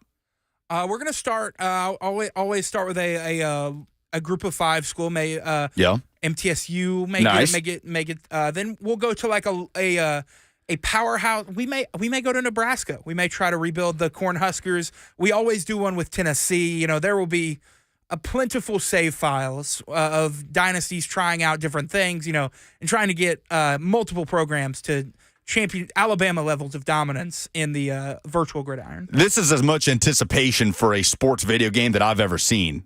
You gotta work your way up, right? You can't just start in the Power Five. It's not realistic. I'm driving up to Toledo this afternoon. Maybe I'll take the Toledo Rockets to glory. Glass Bowl, great stadium. 615-737-1045. The best submission for Friday Fire will get a pair of Friday tickets to Bonnaroo. We'll kick things off with Jessica next on The Zone. Hey, Jessica. Hey, how are you? Good. What you got? Hey, well, sports related, I would say probably one of the most positive things, again, coming out of the tragedy that happened at the parade was, and not to bring her up because I know we're sick of hearing about her, Taylor Swift donated $100,000 to the family. I think that's just wonderful. She didn't have to do that. So I thought that was something positive that came out of it. Absolutely. Jessica, that's And a then great... Go ahead. No, sorry, non-sports related.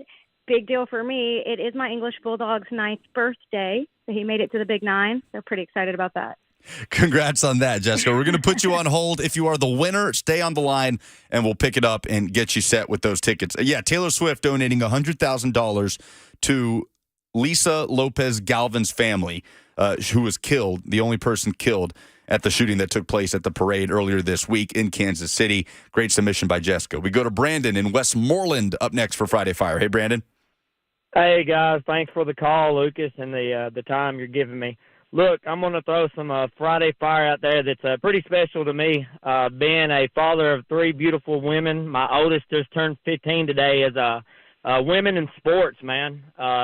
Just because you're a female don't mean that you can't get shine and spotlight like a lot of the men out there do. So I also coach a 14U travel team, so I know the hard work that women put in to get shine and spotlights and recognition. So Caitlin Clark, that's my Friday Fire, man. Congrats to that kid for getting out there, breaking records, and balling out. Brandon, thanks for the call. Stay on the line. We'll pick it back up and get you set with these Bonnaroo tickets if you are the winner at the end of the segment. Caitlin Clark, we opened the show with her. Man, just in awe of Caitlin Clark putting up 49. Only needed 8 to break the all-time women's scoring record. And she went ahead and put up a career-high 49. What she is doing is remarkable. And if you haven't gone back and seen the highlights, seen how she broke that record with the logo 3, scoring the first 8 points of the game for Iowa. Yeah, phenomenal stuff. Great submission by Brandon in Westmoreland. Walker in Nashville's next. Hey, Walker. Hey, how's it going? Brandon kind of stole my submission. I was gonna go Caitlin Clark too for the record. Brandon beat you to it, Walker. We appreciate the call. Hey, I figured a lot of people would be calling in with Caitlin Clark today. Caitlin Clark, and we talked about it off the top. Name a bigger college basketball star right now than Caitlin Clark. You'd be hard-pressed to do it. 615-737-1045, the best submission for Friday Fire. We'll get a pair of Friday tickets to Bonnaroo, see Post Malone, Gary Clark Jr., T-Pain, several others. Of course, you can go to Bonnaroo.com if you do not win to purchase a single-day pass or 4-day tickets, and also see performances from the Red Hot Chili Peppers, Fred again, Pretty Lights, Megan Thee Stallion, Cage the Elephant, over 100 others across 10-plus stages. Again, Bonnaroo.com to secure your 1-day, 2-day, and 4-day tickets starting at $25 down. Rick in the borough is next. Hey, Rick. Hey, Lucas. How's it going, man? We're good, brother. What you got? Oh, I didn't have a whole lot, but I did think I was pretty happy that they cut off alcohol sales at Waste Management, and people got out there pretty safe despite some of the videos I've seen. Yeah, thanks for the call, Rick. Yeah, Waste Management Open got nuts. Buck and I were talking about that before the show either yesterday or Wednesday, that we almost brought it up to talk about the craziness that took place at the Waste Management Open. Go look it up if you don't know what I'm talking about. 615-737-1045. Caleb in Nashville's next. Hey, Caleb. How's it going? Good. What you got? I just had seen Vanessa Bryant post on Instagram about the Valentine's Day and seeing Kobe Bryant, and also getting to see Kobe's statue put up, and kind of all that together is kind of my Friday Fire. Just seeing all that, can really hit your heart pretty hard, but, Hey, great call, Caleb. I don't know if, Jackson, you saw Vanessa Bryant's speech at the unveiling of the Kobe statue, but she said at the end of it, Kobe picked this pose before they unveiled it. So if you got a problem with it, tough bleep. Great stuff from Vanessa Bryant, dropping the mic on that. Tim in Gallatin is going to round us out. Tim, what's your Friday Fire? The hire of Bill Callahan for the father and son to be able to coach together with the Tennessee Titans. No doubt. First time in NFL history, a father will work for his son as the head coach. It's happened in college, right? Lane Kiffin did it with Monty at Tennessee, but first time in NFL history, a cool milestone. Man, those are some great submissions. This might be the best Friday Fire we've ever had in terms of calls. Jackson, who you got? I'm torn between two. Okay, is Jessica one of them? It is not. Who you got? Caleb and Brandon. Caleb and Brandon. The Kobe statue was in Yes. contention for one of my Friday Fire. I ultimately went with the NCAA game. And Caitlin Clark. And obviously Caitlin Clark. I feel like he said that the best. Jessica had Taylor Swift donating $100,000 to the family of the victim from the Kansas City shooting, and as well as her English Bulldog's 9th birthday. I like that she sprinkled that in. We'll deliberate over the break, come back, and we'll talk about Brian Callahan and what's next for the new Titans head coach on his to-do list and the biggest difference in the last Titans coaching staff to this one. Next on 104.5, The Zone.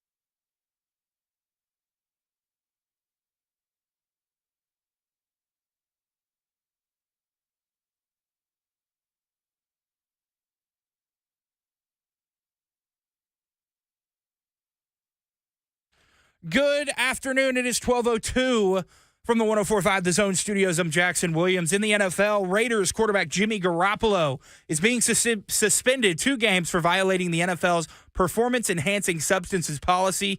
The policy violation is related to him using a prescribed medication without having a valid therapeutic use exemption.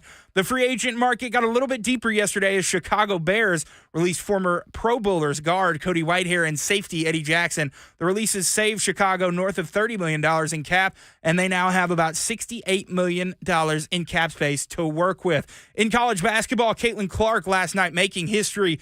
Not only did she break the scoring record, she had a career-high 49 points after the game. Clark said that she now has her sights on Pistol Pete Maravich's record of 3,667. She's only 98 points away from that record. In Knoxville, the Vols hosting Vandy at the Food City Center. Tip-off at 5 p.m. Central. You can catch that game right here on The Zone. For all your foundation repair and waterproofing needs, you need to visit USSTN.com. Breaking news at once on your home for the Titans and Vols. This is 104.5 The Zone.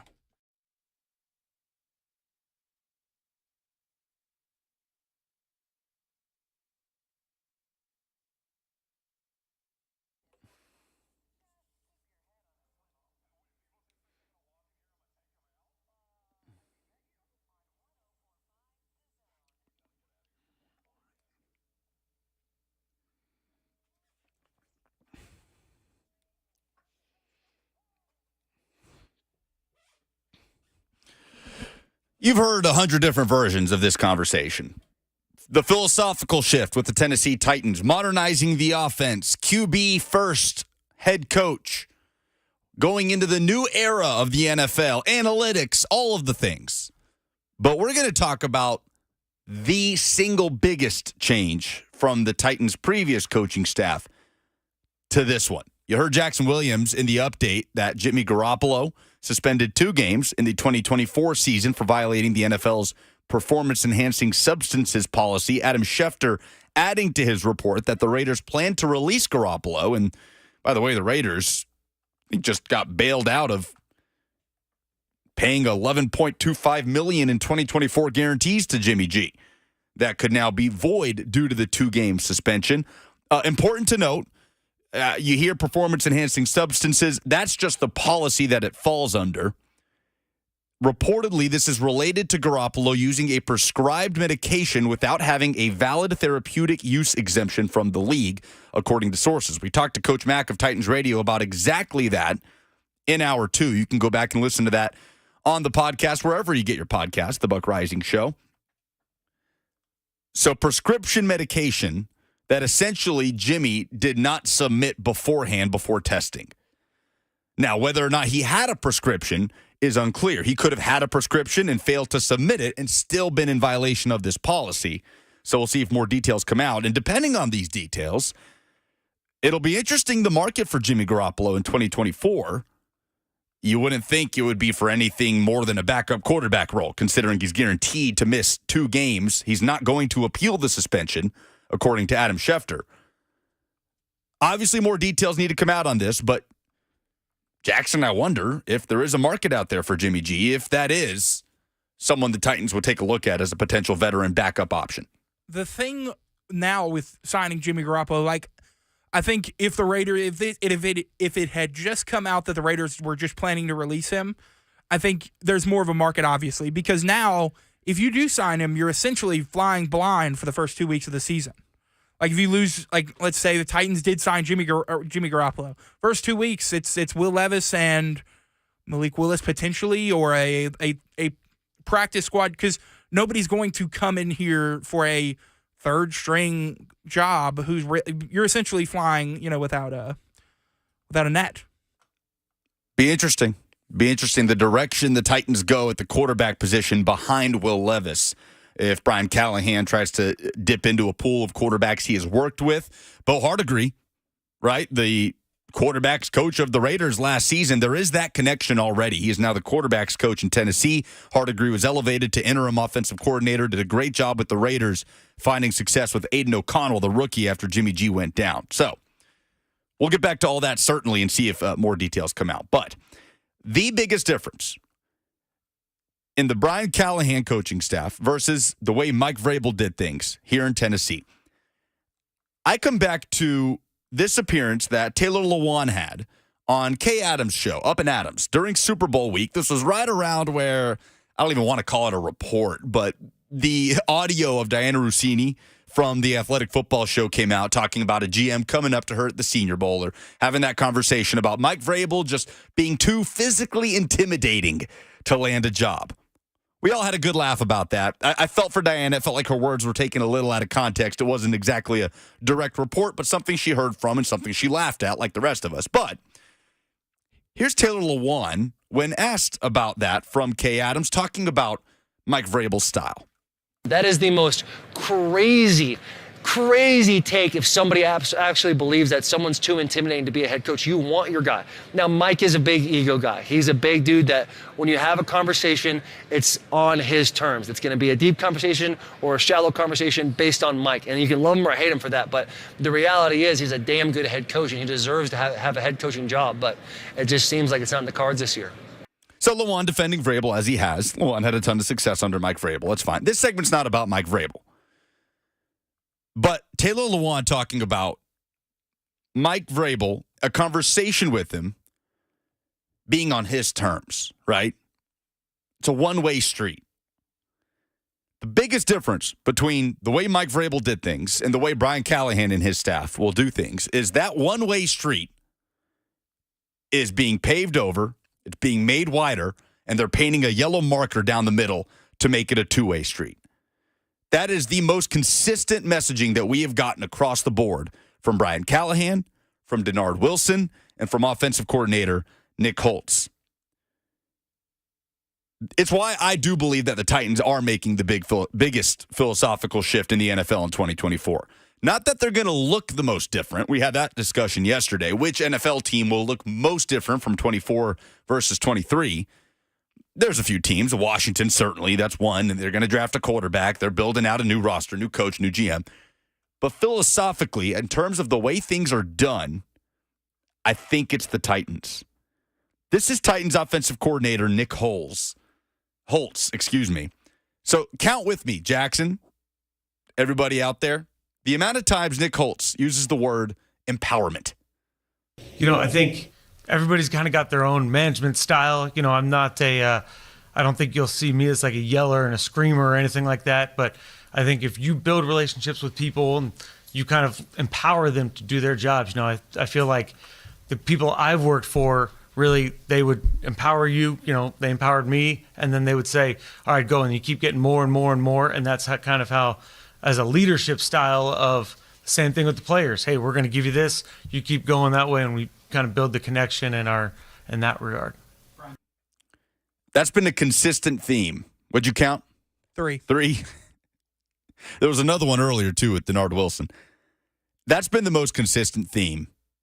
When you hear from Brian Callahan about what players are comfortable with, what works for certain players, ranking plays, going as far as involving the quarterback week to week in the game planning in terms of what he is comfortable with. He did it with Tim Tebow back in Denver. He did it when Jake Browning had to take over for Joe Burrow. He's done it at each and every stop in his career, molding the offense around the player, not the other way around.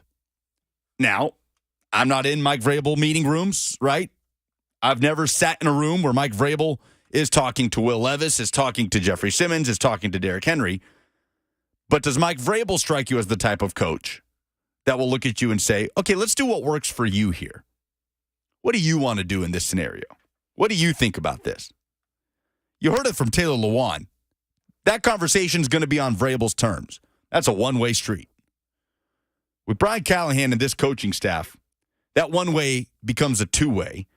And I think that's what makes the Titans the biggest philosophical shift in the NFL from 2023 to 2024. So what's next for Brian Callahan? He's done the press conference. He's done the introductory stuff, all the fireworks, confetti. He's hired his coaching staff for the most part. What's next on the to-do list for the Titans' new head coach? We'll get into that. You'll hear from Brian Callahan next on 104.5 The Zone.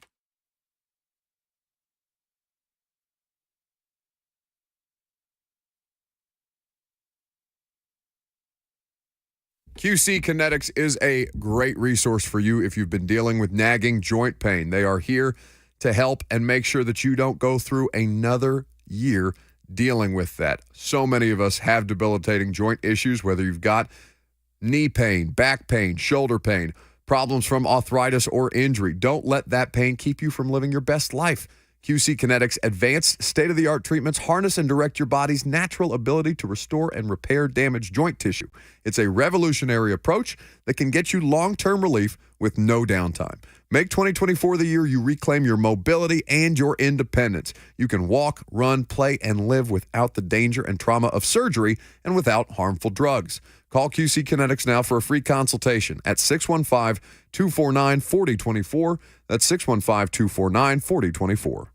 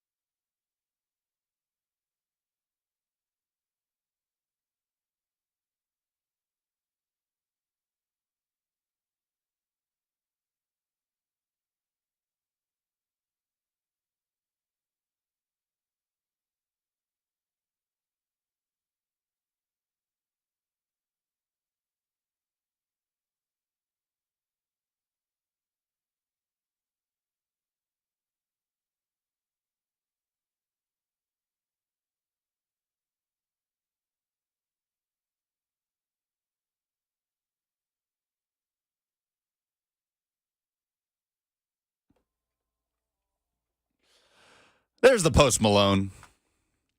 Congratulations, by the way, to Jessica. She was our winner for Friday Fire. She is headed to Friday at Bonnaroo come June to go see Post Malone, Maggie Rogers, T-Pain.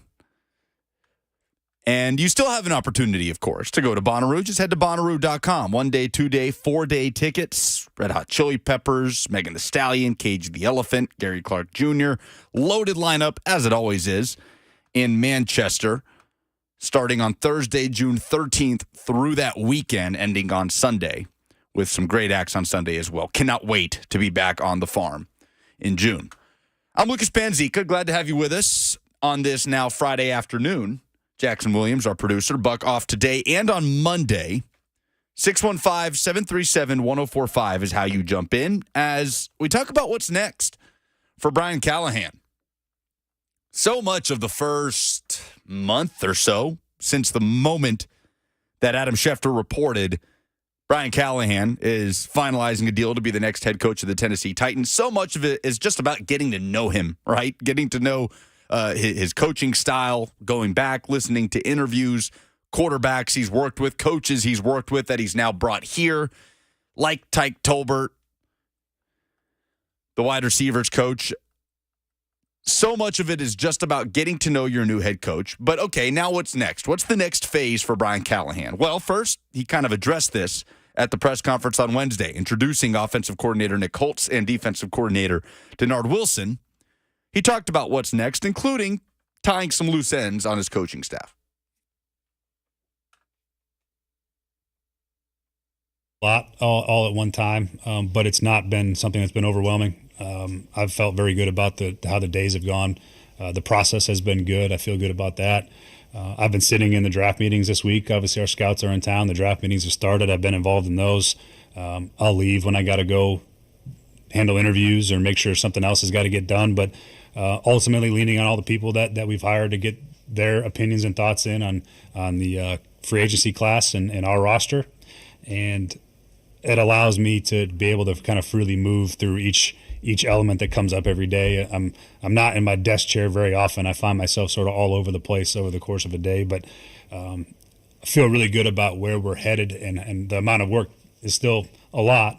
But the good thing is there's a lot of hours in the day, and we keep the lights on late here right now because there's not nowhere for me to go. My family's not in town, so it's kind of all football all day long. What's left on the staff? How many spots would you say you still have open? Maybe a couple of spots you. Yeah, obviously haven't hired a special teams coordinator yet. That is hopefully coming soon. We've interviewed quite a few people for it. There might be a secondary. There's an assistant offensive line coach job that is still open that we're in the process of interviewing. And then obviously with Frank going to New York, there's a strength coach job that is open as well. So a couple of things outstanding still, but ultimately I'd say we're probably about 95% done. I mean, there's only a couple more left to go. So getting really close to being final. Breaking Titans news on 104.5 The Zone. Well, that timed out nicely, didn't it? Brian Callahan said on Wednesday, 95% done. Let's bump that up. Make it 97, 98, 99, because Tom Pelissero of NFL Network has reported the Titans are expected to hire Colt Anderson as their special teams coordinator. Sometimes things work out perfectly. Colt Anderson, the assistant special teams coordinator of the Cincinnati Bengals, obviously overlapped with Brian Callahan there under Zach Taylor. Anderson just finished his fourth season with the Bengals. He started his coaching career with Cincinnati in 2020, played for nearly a decade in the NFL. His college football was at Montana. He's a Montana native, 2009 through 2017, a core special teamer, as I read off of his Bengals bio right off the Cincinnati Bengals website. He now serves, or he did serve last season, alongside one of the NFL's top special teams coaches and assistant head coach and special teams coordinator, Darren Simmons. It goes on to say in 2022, Colt Anderson helped transition rookie long snapper Cal Adamidis and first-year punter Drew Chrisman into primary roles. Adamidis took over as the team's long snapper after the veteran Clark Harris's season-ending injury in Week 1. Goes on to say that Colt Anderson helped develop kicker Evan McPherson into one of the league's top kickers, something that Titans fans know well. In 2021, Anderson helped guide McPherson to arguably the best rookie season by a kicker in NFL history. Led the NFL during the regular season in field goals of 50 or more yards, while also ranking 7th and made PATs 11th in points scored. And as Titans fans know, he was instrumental in the team's postseason run to the Super Bowl against the Rams. So, Colt Anderson, there you go. The third and final coordinator spot is filled with the Tennessee Titans and Brian Callahan's staff. 615-737-1045 if you have a reaction. Anderson's playing career started in Minnesota and then was in Philly from 2010 through 2013, was in Indianapolis for 2 seasons, finished out his career with the Buffalo Bills in 2016 and 2017. So, special teams guy, special teams tackles, really made a career in that, bounced around the league, and now he is your new special teams coordinator with the Tennessee Titans. And when you ask the question, Jackson, what's the strongest position group on this football team? How high up there are special teams, if we're going to include that in there? Honestly, I'd probably put it at 2. Behind? The front 7. So right now, to you, the front 7 is the biggest strength on this roster. Which, granted, we're not saying a whole lot. Yeah, I mean, it's not saying, but when you look at the roster, you have a established star in Jeffrey Simmons, Harold Landry, a really solid player, a player who you have locked up for multiple years. You have Arden Key. You have established veterans there that are going to help you. And then in special teams, I think you could argue special teams could be one. Put it to a poll at Lucas Panzica on Twitter. The poll's presented by Two Rivers Ford. What is the strongest Titans position group heading into free agency? And right now, 71% of the votes are with you. They say outside linebacker / defensive line. We'll update the polls at the end of the show. 21% say the special teams unit. Now, here's the thing. You've got a punter coming off a broken leg, and you don't have a kicker. You have a great. Is Morgan Cox under contract? Let me check back Morgan Cox's spot track. I believe he is. Morgan Cox, is an unrestricted free agent. Was on a 1-year deal in 2023. Yeah, so you're looking at, I think Stonehouse will be back at 100%. But I hope they re-sign Morgan Cox. I mean, that's a Pro Bowl, probably one of the best long snappers in the NFL. So, yeah, there's a lot of question marks there. So, Morgan Cox would make sense to bring back. 37 years old. He'll be 38 come next season, but one of the best long snappers in the NFL. Nick Folk, now that's an interesting question. Nick Folk, who came on and after kicker was a huge discussion all offseason for the Titans. Nick Folk comes in at 39 years old, 38 when the Titans acquired him from New England and has a fantastic season, right? At no point was kicking a big issue for the Tennessee Titans last season. Now, special teams obviously was an issue at various points throughout the year. There's a reason that special teams coordinator Greg Ackerman was let go. But it was never about kicking and punting, right? It was about the return game. It was about protection. Block protection. It was about covering. That's really where the Titans fell short. Personnel-wise, kicking, punting, and long snapping, the Titans have had that figured out over the last few years. But moving forward, as we said, Morgan Cox, unrestricted free agent, and Nick Folk, also an unrestricted free agent. He will turn 40 in November. So if you bring him back, he'll turn 40 about mid-season. So I think that'll kind of turn into another underrated storyline of the Titans offseason is what you do at kicker. 615-737-1045. Reacting to the news of the Titans hiring Bengals assistant special teams coach Colt Anderson as their new special teams coordinator. Also on YouTube, Facebook, Twitter, and Twitch, the F&M Bank chat is chiming in. Taylor says, you keep Folk. There's enough other holes to fill. You hope he stays consistent this season. Says, I'm more concerned about punter. What if Ryan Stonehouse is not the same post-injury? Broken leg's a tough thing to come back from. Very significant injury. Was his plant leg? Right. So it's going to be something to monitor. I'm not sure what Ryan Stonehouse's timetable is at the moment, but there's a nice little injection of that report by Tom Pelissero as we talk about the next steps on Brian Callahan's to-do list. So special teams coordinator, check. Still have to hire an assistant offensive line coach, as he said, and you still have to hire your strength and conditioning coach. Now, the Titans retained 3 members of the strength and conditioning staff, and we had this discussion the other day with Buck where it was his assumption that because they were in the press release and named as coaches that were retained, that they're going to stick around no matter who the strength and conditioning coach is. Buck asked Brian Callahan about it at the press conference, and he was non-committal, right? They're going to bring in a strength coach. He's going to have an opportunity to look over his staff. And that makes sense. That would happen in any walk of life, in any business, when a supervisor comes in. There's no logic to me in saying, hey, these 3 strength and conditioning staffers, you're stuck with them. You're keeping these no matter what. Unless they're the best strength and conditioning assistant coaches in the NFL. That just wouldn't make sense. So you imagine the strength and conditioning coach would have autonomy to tinker with his staff. Maybe he chooses to retain 3, 1 or 2. But the Titans have their new special teams coordinator. So loose ends, right? That's what Brian Callahan's doing now with the coaching staff. Assistant offensive line coach. You figure maybe it'll be somebody with ties to Bill Callahan. Well, Bill Callahan basically have full autonomy over bringing in that hire. But beyond that, beyond the coaching staff, what's the most important thing for Brian Callahan to do? 615-737-1045. Because that relationship establishing phase with Will Levis, you imagine will continue. And now you factor in the fact that you have an offensive coordinator. You've got a quarterbacks coach in the building in Nick Holtz and Bo Hardigree, respectively. You've got the guys that we know are going to spend the most amount of time around your young quarterback in place. You know, Callahan has talked so much, we've talked so much about doing what the player is comfortable with. What I'm curious about is how that ripples out into their roster decisions, right? As conversations start to take place with Will Levis on what he likes, on what he's comfortable with.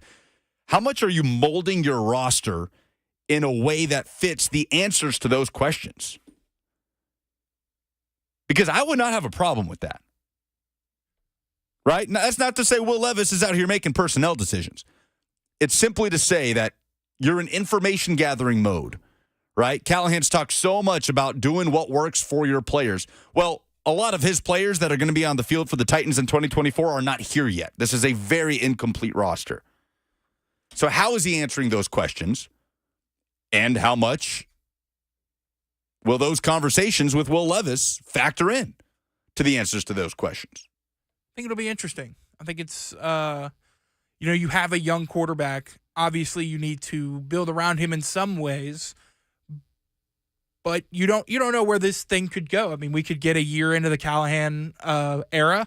They don't think Levis is the guy. They decide to go in a different direction. So I think it's more of the two-way street thing. It's, they're on a two-way street, but it's not always, it's not always going to be those, it's not strictly Will Levis. I think relationship building with more of the veterans on this team is going to be important as well, like DeAndre Hopkins, Harold Landry, guys like that, getting those guys, seeing what they like to do in their respective rooms and scheme-wise. 615-737-1045.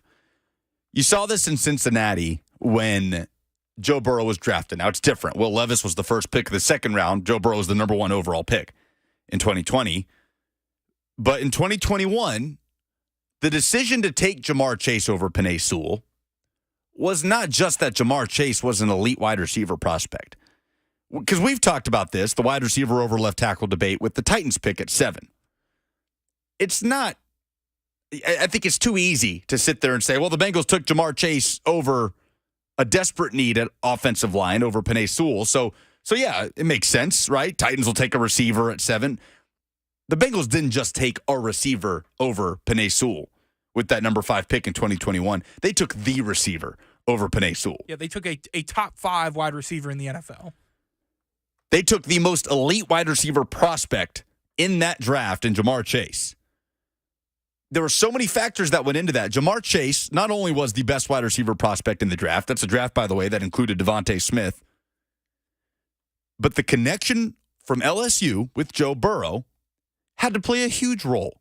Again, when you come back to doing what the player is comfortable with.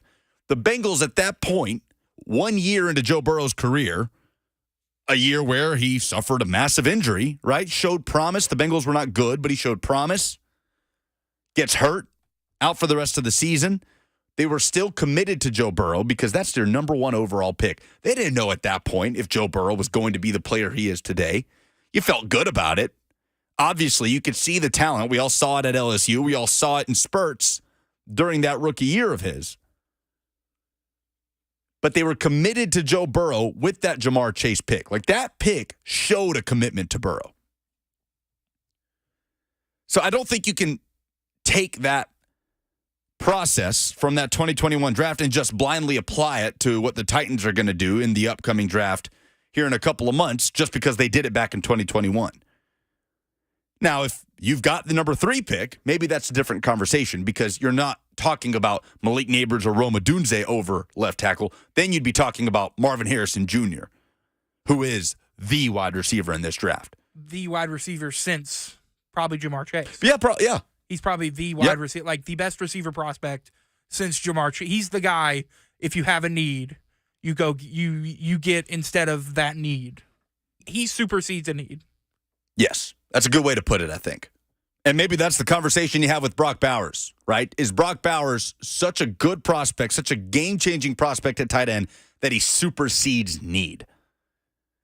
And we'll have that discussion, I'm sure, variations of it several times over the next couple of months. But all of that to come back to, again, that relationship-building phase with Will Levis, what he's comfortable with, how much does it apply to the way the Titans build out this roster, understanding that Rand Carthon is going to be taking input from his head coach, Brian Callahan, and in turn from the coaching staff. We talked about it with Coach Mack. That input, that feedback trickles up from the coaching staff through the head coach up to the GM. So how much is Will Levis's input going to be taken into consideration for a guy that was not the number 1 overall pick? There's a huge difference, right, between being number 33 and number 1 in the NFL draft. Are the Titans that committed to Will Levis? There's no question he's the present, right, in the short-term future, but are they that committed that the information taken from those conversations will have an impact on personnel decisions? 615-737-1045. Scoop says, I've seen people say we should trade for Wan'Dale Robinson to help Will Levis. I say we wait until Barryon Brown comes out and just draft him. That's Scoop Richardson in the F&M Bank chat on YouTube, or you can hang out with us, YouTube, Facebook, Twitter, and Twitch. Lonzo says he agrees with the Jamar Chase discussions, that saying that they played at LSU together, it wasn't just a pick to take a wide receiver over offensive lineman. It was the wide receiver and the wide receiver that had that connection with Will Levis. Okay, then Wan'Dale Robinson, right? Let's look at Wan'Dale Robinson. You going to trade for Wan'Dale Robinson just because he played with Will Levis in college? Like, then I think we're looking at kind of an extreme version of that. Yes, they've got that connection. Yes, Wan'Dale Robinson was Will Levis's number 1 option when he had his best season at Kentucky. Wan'Dale Robinson still has 2 more years under contract with the New York Giants. And he's still on his rookie deal.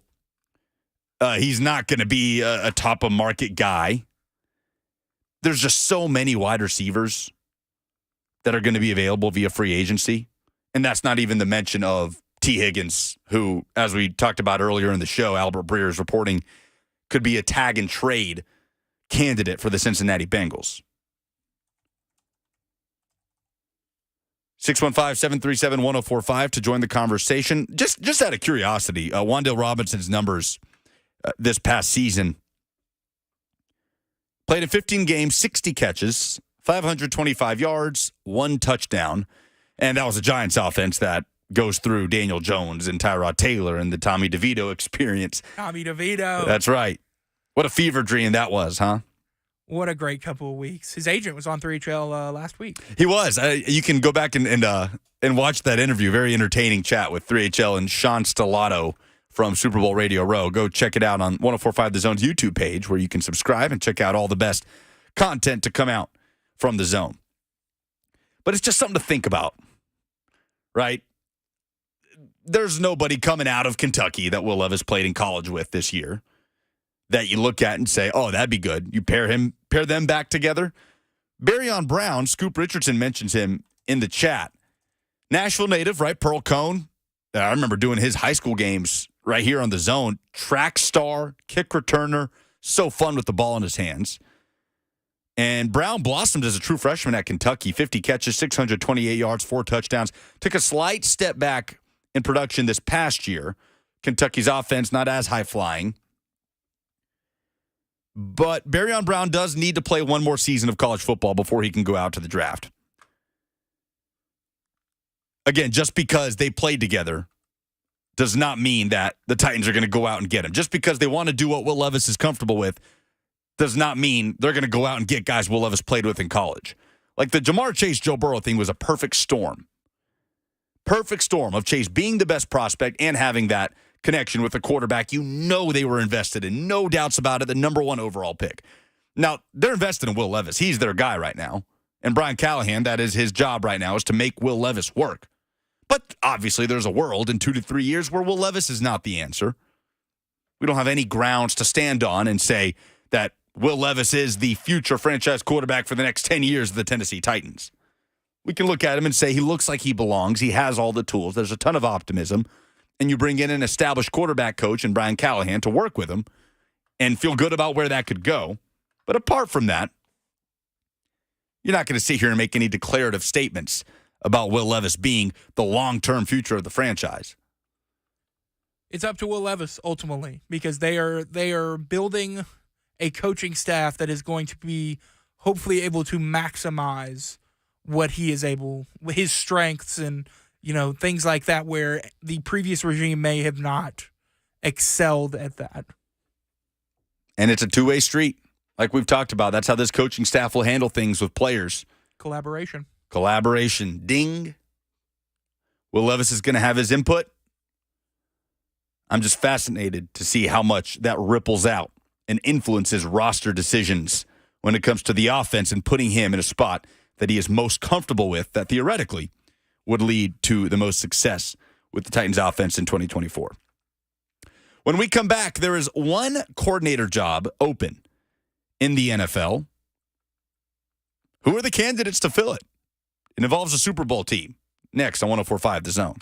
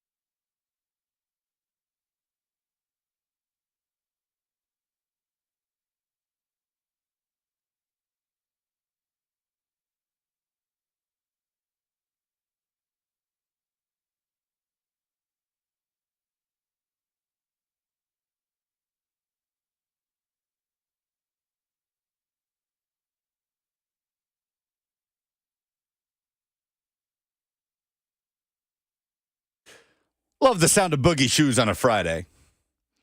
Means the show's wrapping up. Last call for phone calls, 615-737-1045. Thank you guys for hanging out. Lucas Panzica with you. We'll be back on Monday. Same show with Jackson Williams leading the way. There is one more coordinator opening in the NFL, and it came open just 2 days ago. So obviously the San Francisco 49ers fired Steve Wilks. Kyle Shanahan saying in a conference call with media that it just wasn't the right fit following the Super Bowl. Now, we had this discussion the other day. Buck and I talked about it. I wasn't a fan of how this played out. Thought Steve Wilks did a certainly well enough job to win the Super Bowl. I'll say that.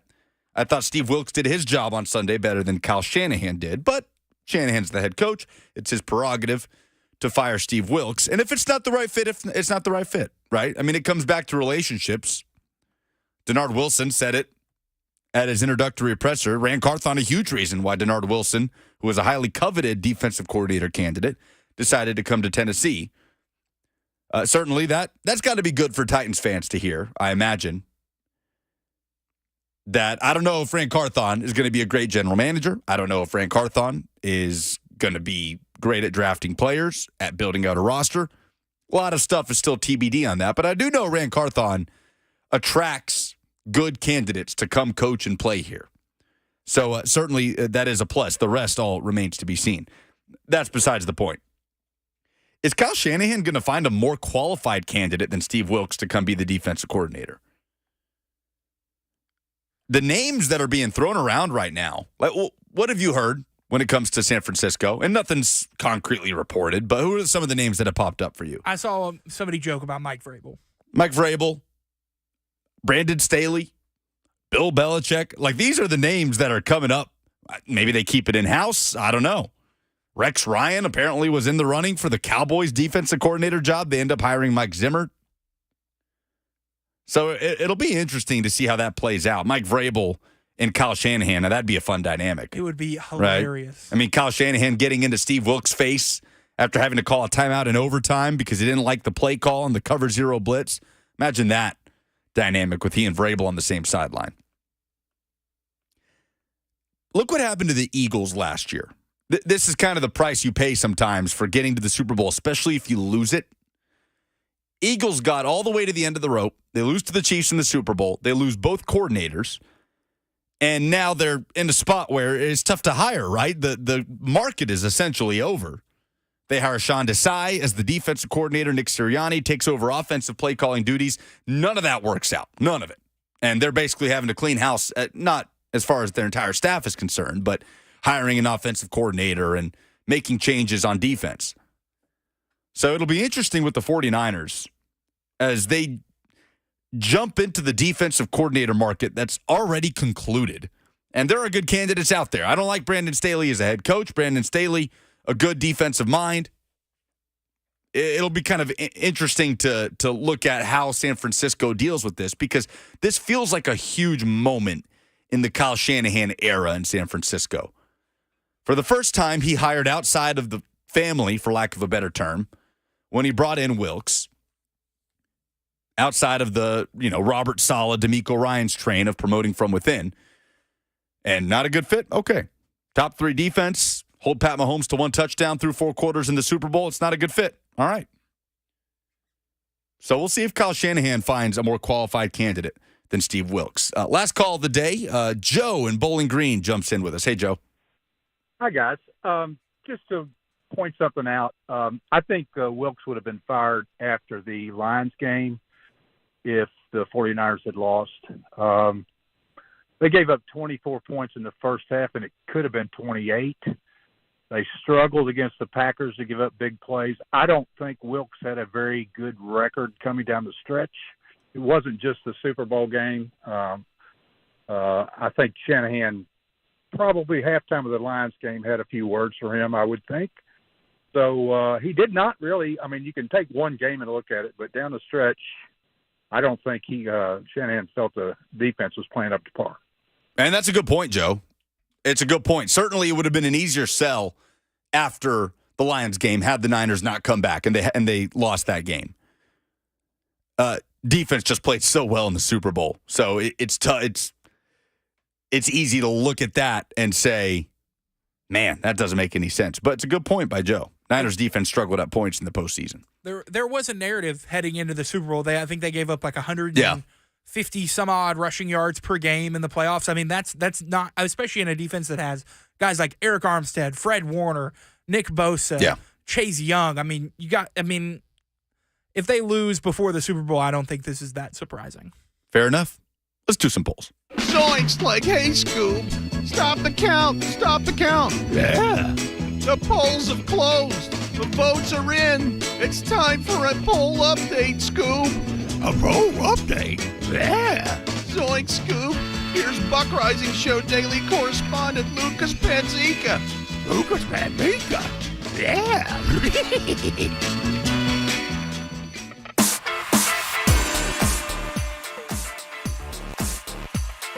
Presented by Two Rivers Ford, the most trusted Ford dealer in the South. Jackson?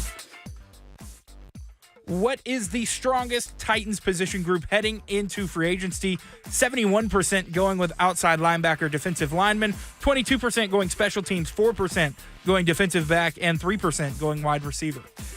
It's not saying a lot. Titans have a lot of work to do on this roster, but I think Harold Landry and Jeffrey Simmons are the best building blocks of one unit, if you want to label the front seven as one unit, as anything else that you have across the roster. Friday Fire, what is the most positive story you've seen in sports this week? A lot of answers about the Trey Smith. That was your Friday Fire. A lot of tweeters agreeing with Jessica as they with the Taylor Swift $100,000 donation to the victim. Yeah, the victim from the Kansas City shooting, the woman who passed away, Taylor Swift donating $100,000 to her family. That was a cool story. A lot of good Friday Fire. Appreciate everybody's interaction on that. And congrats to Jessica for winning the pair of Friday tickets to Bonnaroo. Remember to head to Bonnaroo.com to buy your 4-day passes. Is there a bigger star in college hoops right now than Caitlin Clark? 79% going with no and 21% with yes. Yeah, there's not an argument for anyone other than Caitlin Clark, truly. There's not a single argument for anybody currently in the men's game. Who's your pick to win the SEC regular season title? 56% going with Tennessee, 20% Bama, 14% Auburn, and 10% South Carolina. Where's Vandy on this poll, man? Pretty low. I don't know, man. It's obviously a widely Tennessee audience voting on the poll. Tennessee's got a tough path for the rest of the season. I think Auburn has a favorable stretch. They do have to play Kentucky Saturday. That's certainly a big game in that regard. Any one of those four teams, though, could certainly take it. Are those the polls? Those are the polls. And that's the show. Big shout out to Jackson Williams doing a great job producing. Thanks to everybody who chimed in. We'll be back on Monday. Buck will return on Tuesday, but Justin Mello will join us. First mock draft Monday of the offseason. Took us a while to get there, but here we are. Appreciate everybody for hanging out. Blaine and Mickey are up next with Mickey Ryan and Rhett Bryan filling in for the Hitman. But until then, have a great weekend, and we'll talk to you Monday on 104.5 The Zone.